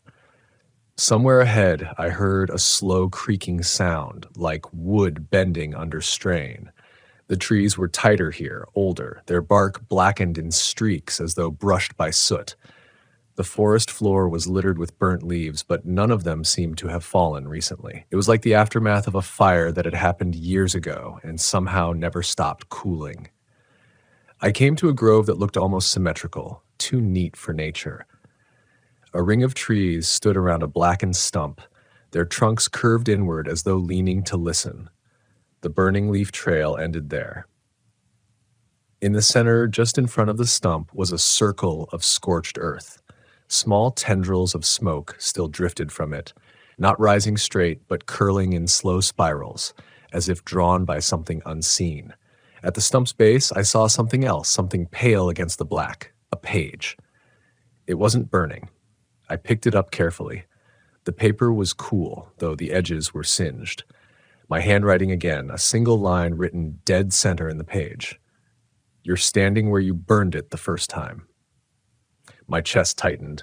I glanced around the grove. The air shimmered faintly, heat mirage, though there was no fire. The trees were whispering. Not wind, not insects, just the faintest tremor, like breath moving through hollow wood. It grew louder, and then it began to shape itself. Not words, but syllables, broken and ancient. I couldn't understand them, but they felt wrong in my mind, like hearing your own name pronounced backward. I stumbled back, the page still clutched in my hand, and it writhed. The letters shifted, burning into new shapes. I dropped it. The page landed face up on the blackened soil, and from its center a small tongue of flame rose. Pure orange-white, no smoke. The ground beneath it cracked. A faint line of glowing ember split outward from the page, tracing a perfect circle around the stump, then another, smaller one around my feet. I froze. The circle closed. The flame on the page hissed and shot upward, a column of light that roared like air being sucked through lungs. The heat hit me hard enough to stagger me back, and inside that light, just for a second, I saw shapes, people, or what had been people once, dozens of them. Their skin ashen, eyes hollow, arms reaching upward, smoke poured from their mouths like speech. Their hands weren't reaching for me. They were reaching through me toward something behind. And in that instant, I knew they'd all followed it too. The flames snapped out. The grove fell dead silent again. But the circles around me still glowed faintly. Beneath my boots, the soil was warm, almost pulsing. Somewhere deeper in the woods, another plume of smoke rose, barely visible through the trees. Another fire pit, another page. And even before the thought was fully formed, I already knew what it would contain. My handwriting, a date for tomorrow. When I woke, the forest was gray with pre-dawn, and the smell of ash was inside my mouth, thick and metallic, as though I'd been breathing through a chimney. I hadn't remembered falling asleep, but my body told a different story. Stiff joints, numb hands, a dull ache in my neck. The memory of the flame and the whispering trees flickered like a fever dream, too vivid to dismiss, too fractured to believe. My first thought was that I needed to get out of the grove, out of this stretch of woods entirely. My map, my compass, those were the only voices I wanted to hear. I gathered what was left of my gear, half soaked from the dew, smelling faintly of smoke, and started downhill. But I couldn't shake the feeling that the forest had changed overnight. The air was heavier. The trees leaned closer, their tops converging to blot out the pale sky. The birds were silent, though I could hear the faint creak of branches moving like ribs around me. I found the main trail again by memory, though it looked nothing like the one I'd taken in. The undergrowth was charred here, not freshly, but not old either, just enough that the black soot came off on my fingers when I brushed it. The burned leaf trail, the one that had led me to the first fire pit, was gone. In its place, faint scuffs marked the soil, like something had been dragged, long lines that looked like handwriting drawn into the earth and then half erased. I started walking fast. No plan, just motion. My breathing sounded too loud. Every few minutes, I'd glance behind me, certain I'd see a glow between the trees, but the forest stayed dim and endless. The trail dipped into a ravine where a stream ran through blackened stone. Steam curled above it, though the water itself was cold. I crouched to drink, and when I looked at my reflection, I saw that my eyes were ringed with soot. My fingertips, too, were still faintly marked with those thin red burns I'd noticed before, only now they'd spread, faint branching veins of color running down toward my wrists. It didn't hurt. It just looked like something underneath the skin had started to wake. I climbed out of the ravine and kept walking. The path twisted through groves of dead ferns and fallen trunks, the kind of landscape that made time feel like a loop. The sky brightened slightly, enough for color to return to the world, and that's when I saw smoke again, thin and white this time, curling between two stands of birch. I stopped, my breath fogged in the chill. It wasn't far, maybe 50 yards. I told myself not to follow it. I told myself to keep walking south, find the logging road, find the car. But my legs were already moving. The smell hit me before I saw the source, sweet and faintly floral, not like firewood or pine resin, but like burning paper and old flowers. I crested a small rise, and there it was, another fire pit. This one smaller, shallow, dug hastily into the soil. Smoke drifted up in lazy curls from a mound of blackened paper. The ashes stirred as I approached, and beneath them a single page lay half intact. I didn't want to look, but I did. My handwriting, only one line visible, scrawled diagonally across the page as though written in a rush. Do not let the circle close again. I stared at it, waiting for meaning to form. But the air around me had begun to hum, faintly, like a low current passing through the ground. The smoke rose straighter, thinner, as if something beneath it was pulling it down. I stepped back. The earth beneath the fire pit flexed, actually moved, the way a crust of ice shifts on water. Then I heard it again. That sound, the soft, deliberate turn of a page. Only this time it wasn't ahead of me. It was all around me. Leaves rustled, but not from wind. Every tree, every branch seemed to tremble in unison, the sound of dry pages being turned by unseen hands. The forest was reading. I backed up another step. My boot hit something solid. I turned and froze. Another page lay behind me, then another, then another. They were everywhere, dozens of them scattered across the ground, pinned under leaves or half buried in the dirt. Some were blank, others were filled with faint, ghosted writing, as though the ink had been drawn out of them. I bent to pick one up, and as my fingers brushed it, new words began to crawl across the page in fresh, wet ink. "You've been here before." I dropped it. Another voice whispered, no, not a voice, but the sound of the page itself. "Follow what you burn." The forest darkened. The trees nearest to me were outlined now by a faint ember glow running through their bark, veins of red crawling upward like fire beneath skin. I turned and ran. Branches clawed at my pack, the undergrowth dragging at my boots. My heart slammed against my ribs. The trail, if it was still a trail, bent and twisted and rearranged itself behind me. The burning smell chased me, sweet and choking. When I finally stopped to breathe, I was in another clearing. Not the same one. This one was smaller, the trees too close, their roots thick and warped, and in the center of it sat a figure. It wasn't sitting so much as crouched, knees drawn to its chest, arms wrapped tight around them. Its skin was the color of bark, or maybe just coated in soot. Its head was bowed forward, face hidden. In front of it, a small circle of burning leaves smoldered quietly. I couldn't move. The figure stirred slightly, and ash flaked off its shoulders. Beneath the soot, I saw flesh red, raw, and glistening. Then it lifted its head, and I saw my own face, half burned, eyes hollow, lips cracked from heat. The thing looked at me without expression. Then it raised one trembling hand and pointed at the ground beside it. Something lay there, a notebook, black cover, elastic loop, mine. It opened itself slowly, the pages fluttering like wings, and the handwriting that appeared wasn't mine anymore. It was something else using my letters. Something writing through me. The lines formed quickly, smoke rising from the ink. You always follow the fire. You always forget. You always start again.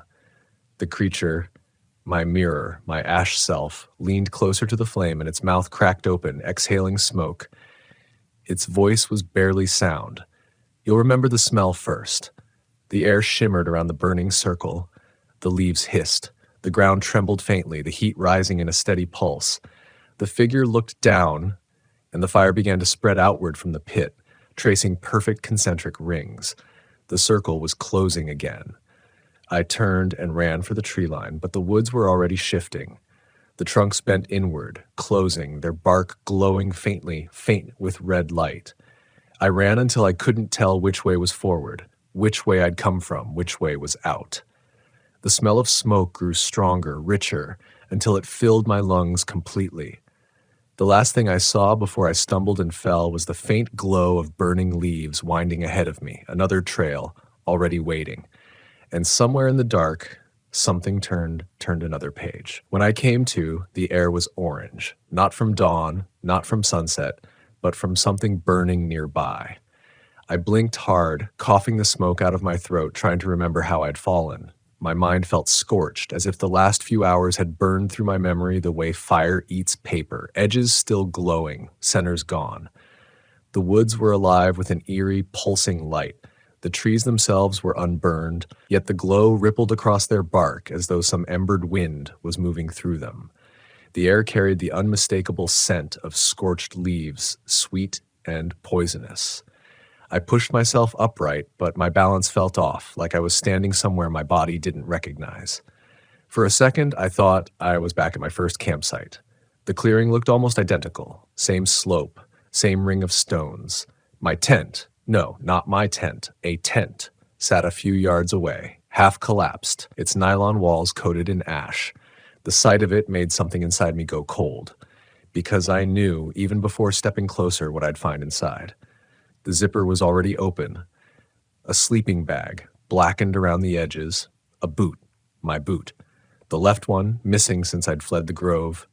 And beneath it, half buried in soot, a page, my handwriting. I crouched and read it by the trembling orange light that seemed to come from nowhere. The fire is not chasing you. It's following the shape you left behind.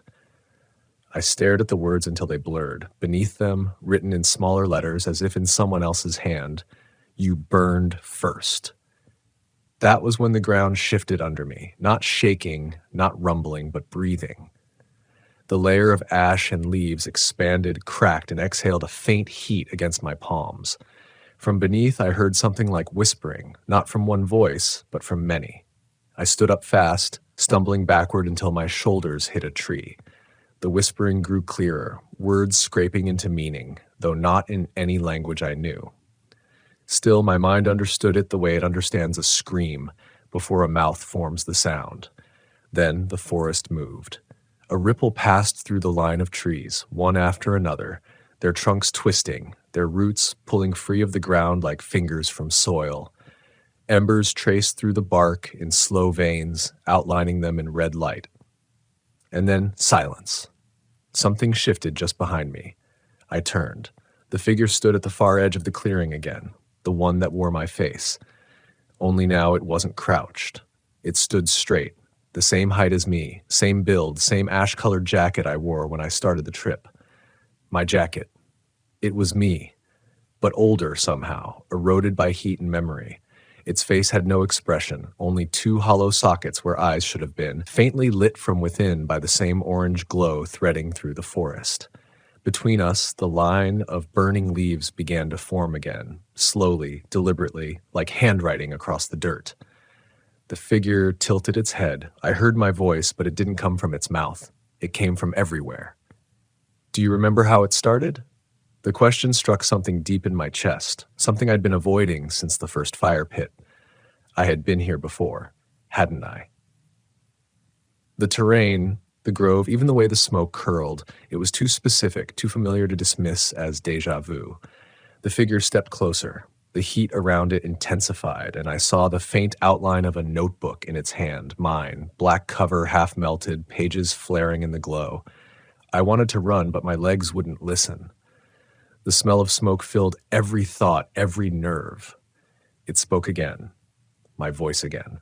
You don't remember the first time you followed it. You never do. The notebook fell open in its hand. Flames crawled between the pages like fingers. It raised it toward me, almost like an offering. Take it. I shook my head. No. Take it, it repeated, louder now, the voice like burning sap, popping, sharp, alive. The ground around us ignited in a perfect circle. The flames rose waist high, but there was no heat from them, only the smell, the endless, heavy smell of burning leaves. The figure extended the notebook farther, sweeping its own hand beginning to crumble into ash at the edges. Take it or burn again. My hands trembled. My skin, still faintly marked from before, began to glow through the veins, thin lines of ember beneath the surface. The heat I couldn't feel outside was building inside me instead. My heart hammered against my ribs, every pulse matching the flicker of the flames. When I finally stepped forward, the air seemed to hold still. The figure didn't move as I reached for the notebook. Our fingers brushed, and the sensation was like touching an electrical wire underwater. A current, not painful, but deep, ancient, endless. As soon as I took it, the figure began to collapse. The firelight dimmed inside its hollow eyes, the ash skin peeling away like paper caught in a draft. It looked at me one last time and whispered something I barely caught. This is where you always end. Then it was gone. The fire around the clearing went out in an instant, leaving behind only a faint red ring in the soil. The world plunged into darkness. I looked down at the notebook. It was heavier now, the cover warm to the touch. I opened it. Every page was filled, dense, slanted handwriting crowding the lines, some pages burned through entirely. I recognized every entry. They were all mine. Every trip I'd ever taken, every campsite, every fear I'd written down to quiet my mind. But then the dates started to make no sense. August 1998, September 2005, November 2012, June 2021. All the same name at the top. Mine. The final entry was written in fresh ink. You burned the forest to find yourself. The forest burns you to remember. Below it, a single unfinished sentence. If you ever see the trail again, the ink trailed off there, the last words smeared by what looked like a fingerprint of ash. I flipped to the back cover and saw a single note written across the inside flap in handwriting that wasn't mine at all. Leave it here. I don't remember dropping the notebook, but when I looked down again, it was already on the ground, half covered in soot. A faint breeze passed through the clearing, stirring the leaves. The smell of smoke softened to something almost pleasant. Then I heard it again, quiet, delicate, deliberate, the turning of a page. But this time it wasn't from the notebook, it was from the forest itself. And the ground around me began to glow. The trail of burning leaves was back, forming, alive, curving away into the trees like a question without an answer. And for the first time I realized what it wanted. It wasn't leading me anywhere. It was following me, The light crawled outward in slow spirals, whispering across the forest floor. I stepped back until my shoulders hit a tree, my chest rising in ragged breaths. The trail didn't branch or wander. It coiled, tightening, a perfect pattern being drawn around me. It wasn't random. It was writing. From above, it might have looked like a symbol, one I half remembered seeing once in the margins of my old field journals, something I'd doodled while camping in Oregon years ago. I'd thought it was just a pattern of roots or a river system. Now I saw it for what it was, a shape meant to hold something. The light stopped moving. I stood at its center, encircled by a ring of embers. The air shimmered. My breath came out gray. A voice rose, not from the trees this time, but from below. It was soft at first, like distant wind through pine needles. Then it became words, layered and hollow, like something speaking through water. You left it burning. The ground pulsed. The soil beneath the glowing circle flexed like stretched fabric, and a faint red glow seeped upward. I stumbled back, but there was nowhere to go. The trees had drawn inward, the trunks crowding together like walls. The forest was closing its ribs around me. You left it burning, the voice said again, lower now, closer, vibrating through my boots, through my bones. Then I saw movement under the earth. Shapes shifting beneath the surface, like roots twisting but not roots at all. Arms. Dozens of them. They reached upward, pressing faint ridges into the soil. When the first one broke through, it wasn't a hand anymore, not fully. Something burned away and reshaped, blackened like wood and flexing like muscle. The others followed. They didn't grasp me. They didn't need to. They only pointed upward toward the smoke that wasn't rising from any visible fire.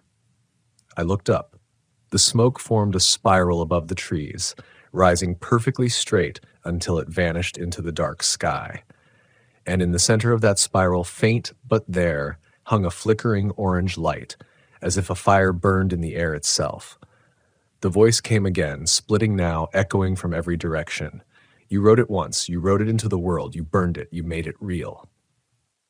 My chest tightened. My memories flooded in flashes.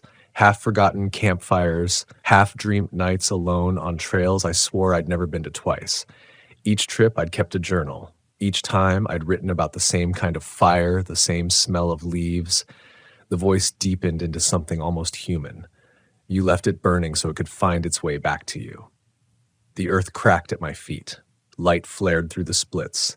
I dropped to my knees, covering my eyes, but it was too late. The glow surged upward, swallowing everything. And I saw. For a heartbeat, or maybe forever, I saw the truth. Every campsite, every trail, every fire pit I'd ever built, they were all connected. Each time I'd left embers to cool, each time I'd told myself the rain would finish what I'd started, I'd been feeding it. The burning trail was mine, stretched through years of wandering and carelessness. The forest had only been holding the memory until it was ready to return it. The light dimmed. The hands withdrew beneath the earth. I was left kneeling in the center of a ring of scorched leaves, smoke curling gently upward. And in front of me lay the notebook again. It was open to a blank page. The pen I thought I'd lost days ago was tucked neatly into the elastic loop. My hand moved before my mind could stop it. The pen pressed down. The first line wrote itself as if guided by muscle memory. The trail of burning leaves. My handwriting. My title. The same as always. My stomach turned cold. I tried to drop the pen, but my fingers wouldn't listen. The second line formed under it, the ink bleeding in perfect rhythm with my heartbeat. I've camped alone plenty of times before. Word for word, I screamed and threw the notebook away from me. It landed in the leaves, closed itself, and began to smoke. The ring of embers around me glowed brighter in response, the light rising and falling like breath. The forest began to move again. The whispering started, not one voice now, but hundreds. Each one said the same sentence over and over, the same words I had written so long ago. Follow what you burn. The light from the circle spread outward through the trees, catching on the bark, the branches, the moss. One by one, each tree ignited, not in flame, but in memory of flame. A forest of burning ghosts, red veins pulsing up into the night. I ran. The trail unfolded ahead of me, glowing, guiding me out, or pretending to. The smell of smoke was everywhere, thick as fog, yet I couldn't see the source. Every step I took, the glow raced beside me, tracing words into the earth faster than I could read them. I burst into a clearing I didn't recognize until I saw the outline of a car half buried in leaves. My car, the one I'd left at the trailhead. But the metal was warped. The tires melted flat. The windshield cracked into a spiderweb of soot. It had been here for years. I stumbled closer. Through the ash-covered glass, I saw something resting on the passenger seat. My notebook. Open. The last page was burning, curling into itself, one line still visible before it turned to smoke. If you ever see the trail again, it's already too late. The page collapsed inward, the ash rising like a sigh. The forest went silent. And in that silence, I finally understood. The trail wasn't following me. It was me. The path of every fire I'd ever left unfinished. Every careless ember that had found life again in the dark. It had been waiting, patient and hungry, until it could find its way home. The trees around me shimmered one last time, the glow fading into their bark like breath leaving a body. The smell of smoke thinned to nothing. Only the memory of heat remained. I don't know how long I stood there before dawn came. I don't know how I found my way back to the road. All I remember is looking down at my hands as the light changed and seeing faint black lines etched into my skin. They looked like handwriting, and if I held them close to the morning light, I could almost read the words. Follow what you burn. I used to believe that nature reflected what you brought into it. If you entered the forest angry, you'd hear your own heartbeat echo in the stillness. If you came searching for peace, you'd find it in the way the wind whispered through the pines. I guess that's why I went hiking alone that weekend, to clear my head, to find something honest again. I didn't expect to find something that would change the way I looked at myself. Literally. It was early October, the kind of cold that creeps in before the sun rises. I parked my old Subaru at a small pull-off near the base of the San Juan Mountains.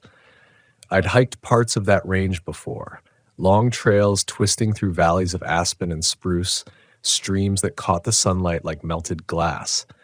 But this time I took a lesser-known path, an old trail that locals said hadn't been maintained in years. It wasn't on any modern map, just a faded line I found on an old hiking forum.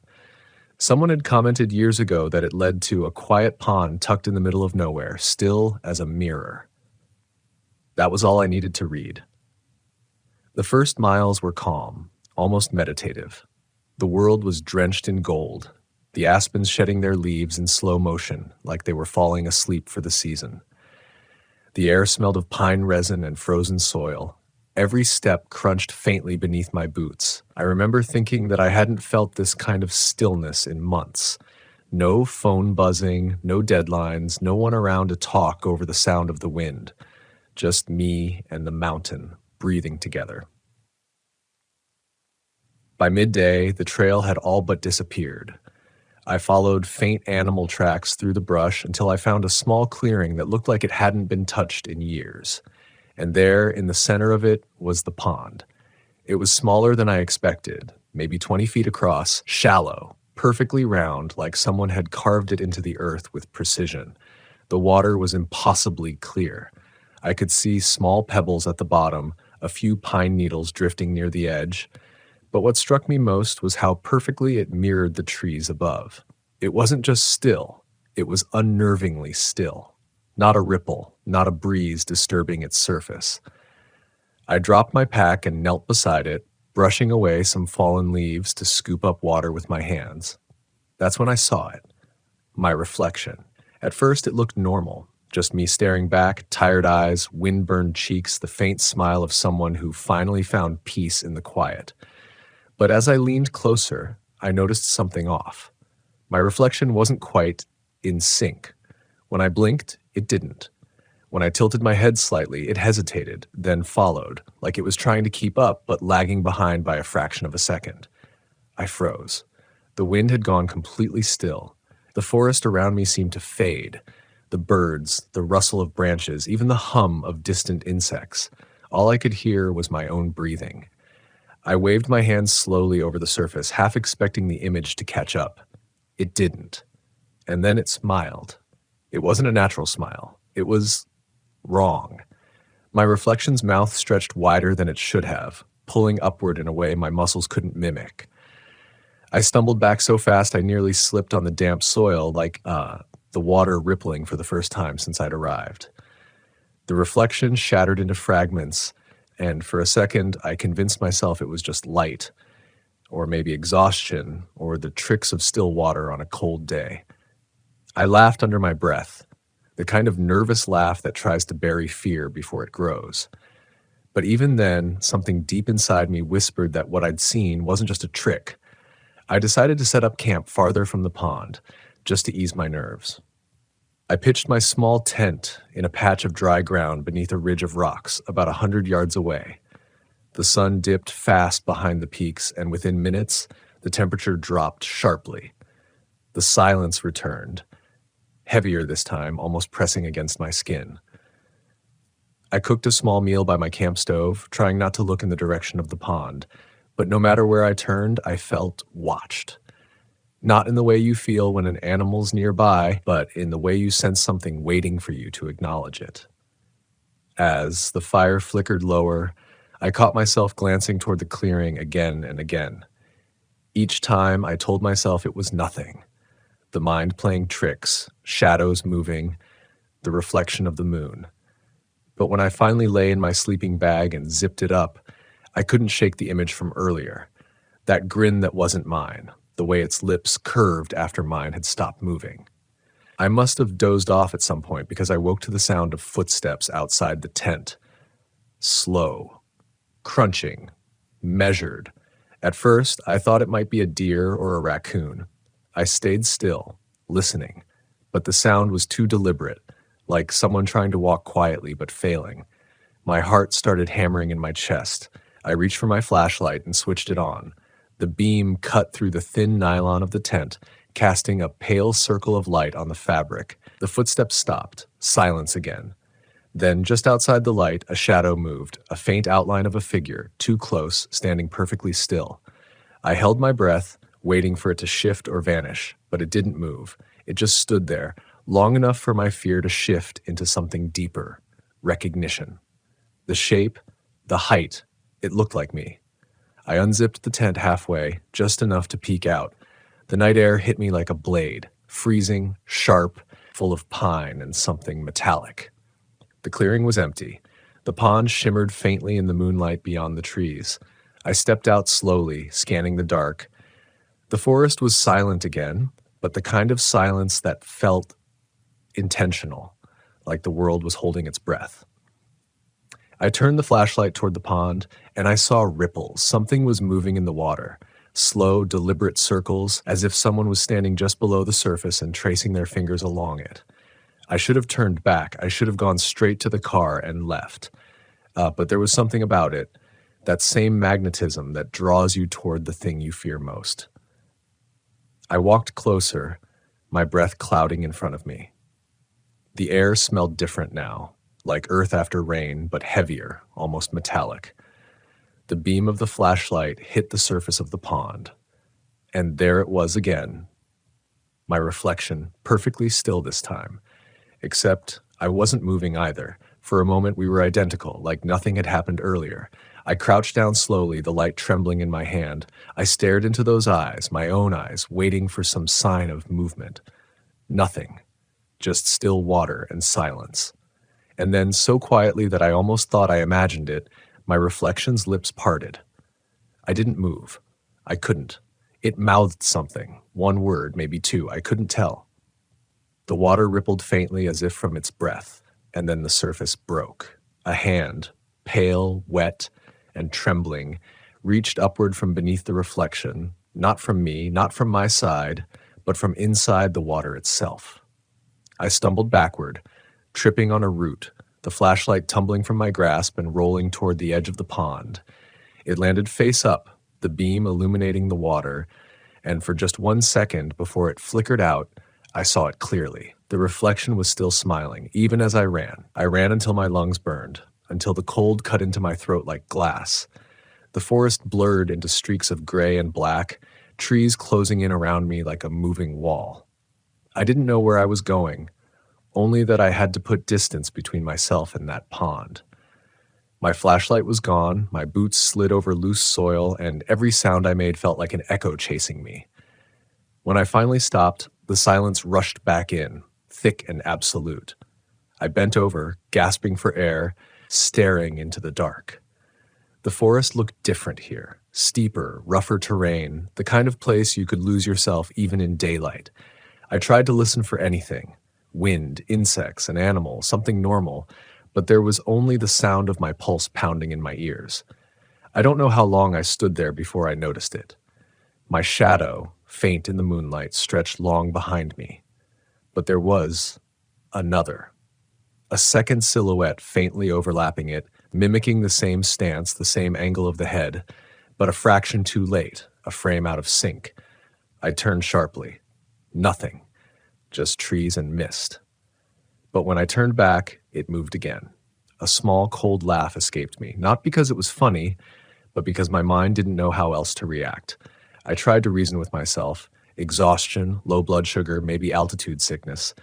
But somewhere deep inside, past the noise of fear and logic, there was something else. A kind of recognition. I retraced my steps, or at least I thought I did. The forest plays tricks on you when you panic. Paths twist, sounds bend, landmarks shift. I walked for what felt like hours, the cold chewing through my jacket until I saw a dim clearing up ahead. My relief turned to dread almost instantly. It was the same clearing, the same pond. The surface was calm again, smooth as glass.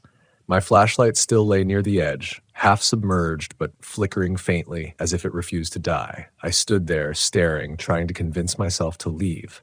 But the water had this pull, that same haunting, magnetic stillness that dared me to look. I took a slow step forward, then another. The air was colder here, heavier. My breath came out in short clouds. The moon hung directly overhead now, lighting the surface in silver. And there I was again, my reflection, waiting. Only this time, it wasn't smiling. It was breathing. The chest rose and fell in a rhythm that wasn't mine. I watched, frozen as its mouth opened again, that same silent whisper forming words I couldn't hear. But I could feel them. The meaning crawled into my mind without sound, and it wasn't language exactly. More like recognition, the moment you see a thought you didn't know you had. It wasn't calling me, it was remembering me. I wanted to back away, but my feet wouldn't move. My muscles were locked. The surface of the pond began to ripple again, not from wind, not from anything touching it, but from the reflection itself. It was moving, shifting, distorting its own shape, as if trying to crawl free of the water. My name, my real name, echoed faintly like a breath over the pond. And then all at once, the forest came alive again. Wind tearing through branches, leaves whipping across the clearing, the temperature dropping so fast it hurt to breathe. Something inside me broke loose. I turned and ran, really ran this time, following the slope downhill, branches clawing at my jacket, roots catching at my boots. I didn't stop until I saw the dim shape of the trailhead through the trees. I sprinted for it, half sliding down the muddy incline, and reached my car just as the first trace of dawn broke across the ridge. The engine coughed before it started. I don't think I even looked in the mirror as I drove.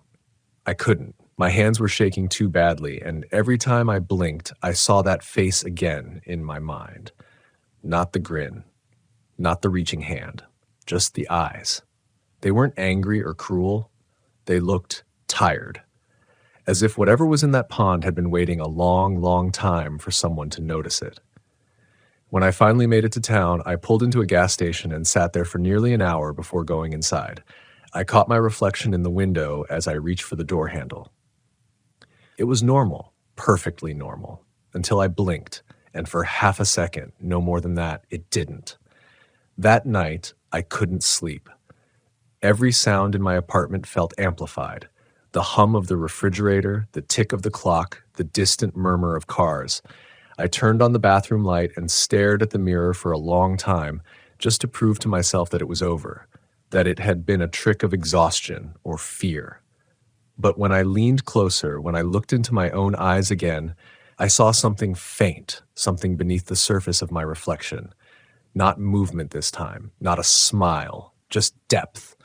Like the glass wasn't flat anymore, like there was space behind it, and in that depth I swear I saw trees, a flicker of water, a faint ripple that didn't belong. I stepped back quickly, heart pounding. The light flickered once, then steadied. My reflection stayed still, but from that day on, mirrors never felt the same. I tried to forget about it, to bury it under work, routine, and noise. But sometimes when I'm near still water, a puddle after rain, a sink full of dishes, a lake on a calm morning, I catch it again. That momentary lag, that hesitation before my reflection catches up. It's subtle now, almost gentle, like it's learning, like it's waiting for the right time. And deep down, beneath all the logic and denial I can muster, I know this: that pond didn't show me a reflection.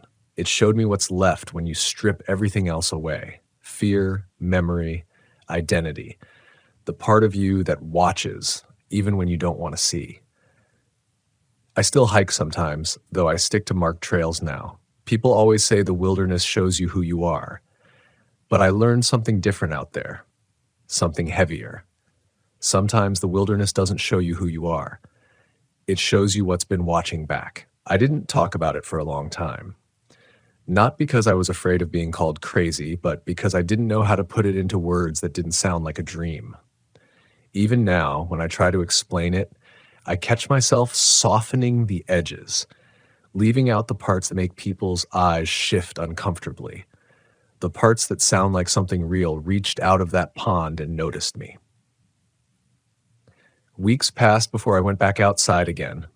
I kept the curtains closed at night, avoided mirrors when I could. You start to realize how many reflections surround you in windows, in glasses of water, in screens. They're everywhere, tiny versions of you looking back. But once you see one move differently, you can't ever unsee it. I tried to rationalize. I read about visual distortions, about how light bends at certain angles, how fatigue can cause delayed perception. I even spoke to a local ranger about that trail, casually pretending I'd just stumbled across it online. He looked at me for a long time before answering. He said the pond wasn't on any official map. Not anymore. He told me there were stories about it, old ones, passed down before the forest was even charted. They said the pond didn't freeze, not even in the dead of winter, and that animals avoided it. That if you looked too long into its surface, you might see something looking back that wasn't exactly you. People always think they want to face themselves, he said, but not everything that wears your face belongs to you. That line stayed with me, because he said it quietly, like it wasn't superstition, like he'd been there too. The next few nights, I dreamed of that place. Not the forest, not the cold, just the pond, suspended in darkness, perfectly still. In the dream, my reflection always appeared first, then reached toward me. But it wasn't threatening, it was pleading, like it wanted me to remember something I'd left behind. I'd wake up drenched in sweat, my pulse hammering, the image burned into my eyelids. And each morning, for a few seconds after waking, I'd see that faint lag again when I moved, just enough to remind me that whatever I'd met up there hadn't stayed behind. You start to question what a reflection really is after that. It's supposed to be light, nothing more than photons bouncing back to you. But what if that's just the explanation we accept because it's easier than the alternative? What if mirrors, ponds, and glass aren't showing you the surface at all, but what's beneath it? The accumulation of everything you've forgotten, everything you've tried to ignore. Because I realized something in those sleepless nights. I hadn't gone up there just to hike. I went because I was running from decisions I hadn't faced, from guilt I'd been pretending didn't exist, from a version of myself I didn't want to see anymore. And when I knelt by that water, it didn't show me a ghost or a spirit. It showed me the one thing I'd been avoiding, my own truth, raw and distorted, finally breaking the surface. That's what scared me most. Not the smile, not the hand, but the feeling that it knew me, knew every lie I'd told myself, every way I tried to escape accountability. The reflection didn't keep moving because it was haunting me. It kept moving because I wasn't done running, and maybe that's why it smiled. It wasn't mocking, it was patient. It was waiting for me to catch up. I went back once, months later, not to challenge it or prove anything, just to see if it was real. I found the old trail again, half swallowed by snow and silence. The forest was quieter than I remembered, like it had exhaled and gone still for winter. When I reached the clearing, the pond was there, smaller somehow, sunken into frost, ringed by thin sheets of ice. I stood at the edge, waiting for the same feeling of unease to crawl up my spine, but it didn't. The surface was still, empty, lifeless, just a reflection of gray sky and bare branches. For the first time, I didn't kneel. I just watched. And in the stillness, I understood something I hadn't before. That reflection, the one that smiled, the one that lingered, wasn't a punishment. It was a mirror to everything I'd been afraid to admit. The part of me that wanted to stop pretending, to stop performing, to stop running from the stillness that always caught up eventually. Because that's the thing about being alone in the wilderness. It strips away every distraction, every layer of noise, until all that's left is you. And sometimes the version of you that stares back isn't the one you recognize. It's the one that remembers. I don't know if that pond still exists. Maybe it only appears to people who need to see it, to those who come looking for something they can't name. I've stopped warning others about it, not because I want them to suffer what I did, but because maybe they need to. Maybe we all do, eventually. If there's a lesson in what happened, it's not about fear or superstition. It's about stillness, the kind that forces you to confront yourself without distraction, the kind that reminds you how easily you can mistake reflection for truth. I still see that lag sometimes, in mirrors, in windows, in the black screen of my phone before it wakes. It doesn't frighten me anymore. If anything, it feels like a reminder, a silent nod from the part of me that waited all that time beneath the surface, because somewhere deep in those mountains, something once smiled back at me, and I've spent every day since trying to understand why. Maybe it wasn't warning me. Maybe it was forgiving me. Maybe it was trying to show me what it means to finally stop running and to let the reflection move first. Because when it does, when you finally stop trying to control how your own image behaves, you start to see what's real. The pond taught me that truth isn't always kind. Sometimes it watches in silence, waiting for you to stop pretending. Sometimes it smiles when you finally do. And in that strange, cold light, standing alone with your own reflection, you realize the most terrifying thing of all isn't what's hidden in the woods. It's what's hidden behind your own eyes. When I tell this story now, I don't tell it to scare people. I tell it because I think we forget how easily the wilderness reflects what's inside us. We talk about going into nature to find peace, to disconnect, to escape the chaos of our lives, but we rarely ask what that peace demands in return. Stillness is not gentle when you've been avoiding yourself. Silence doesn't soothe when it's filled with the echoes of everything you've refused to face. Out there, under the weight of the trees and the slow breath of the earth, there are no distractions. No screens, no background noise, no one to confirm that you're okay. There's just you and the sound of your heartbeat syncing with the pulse of the world.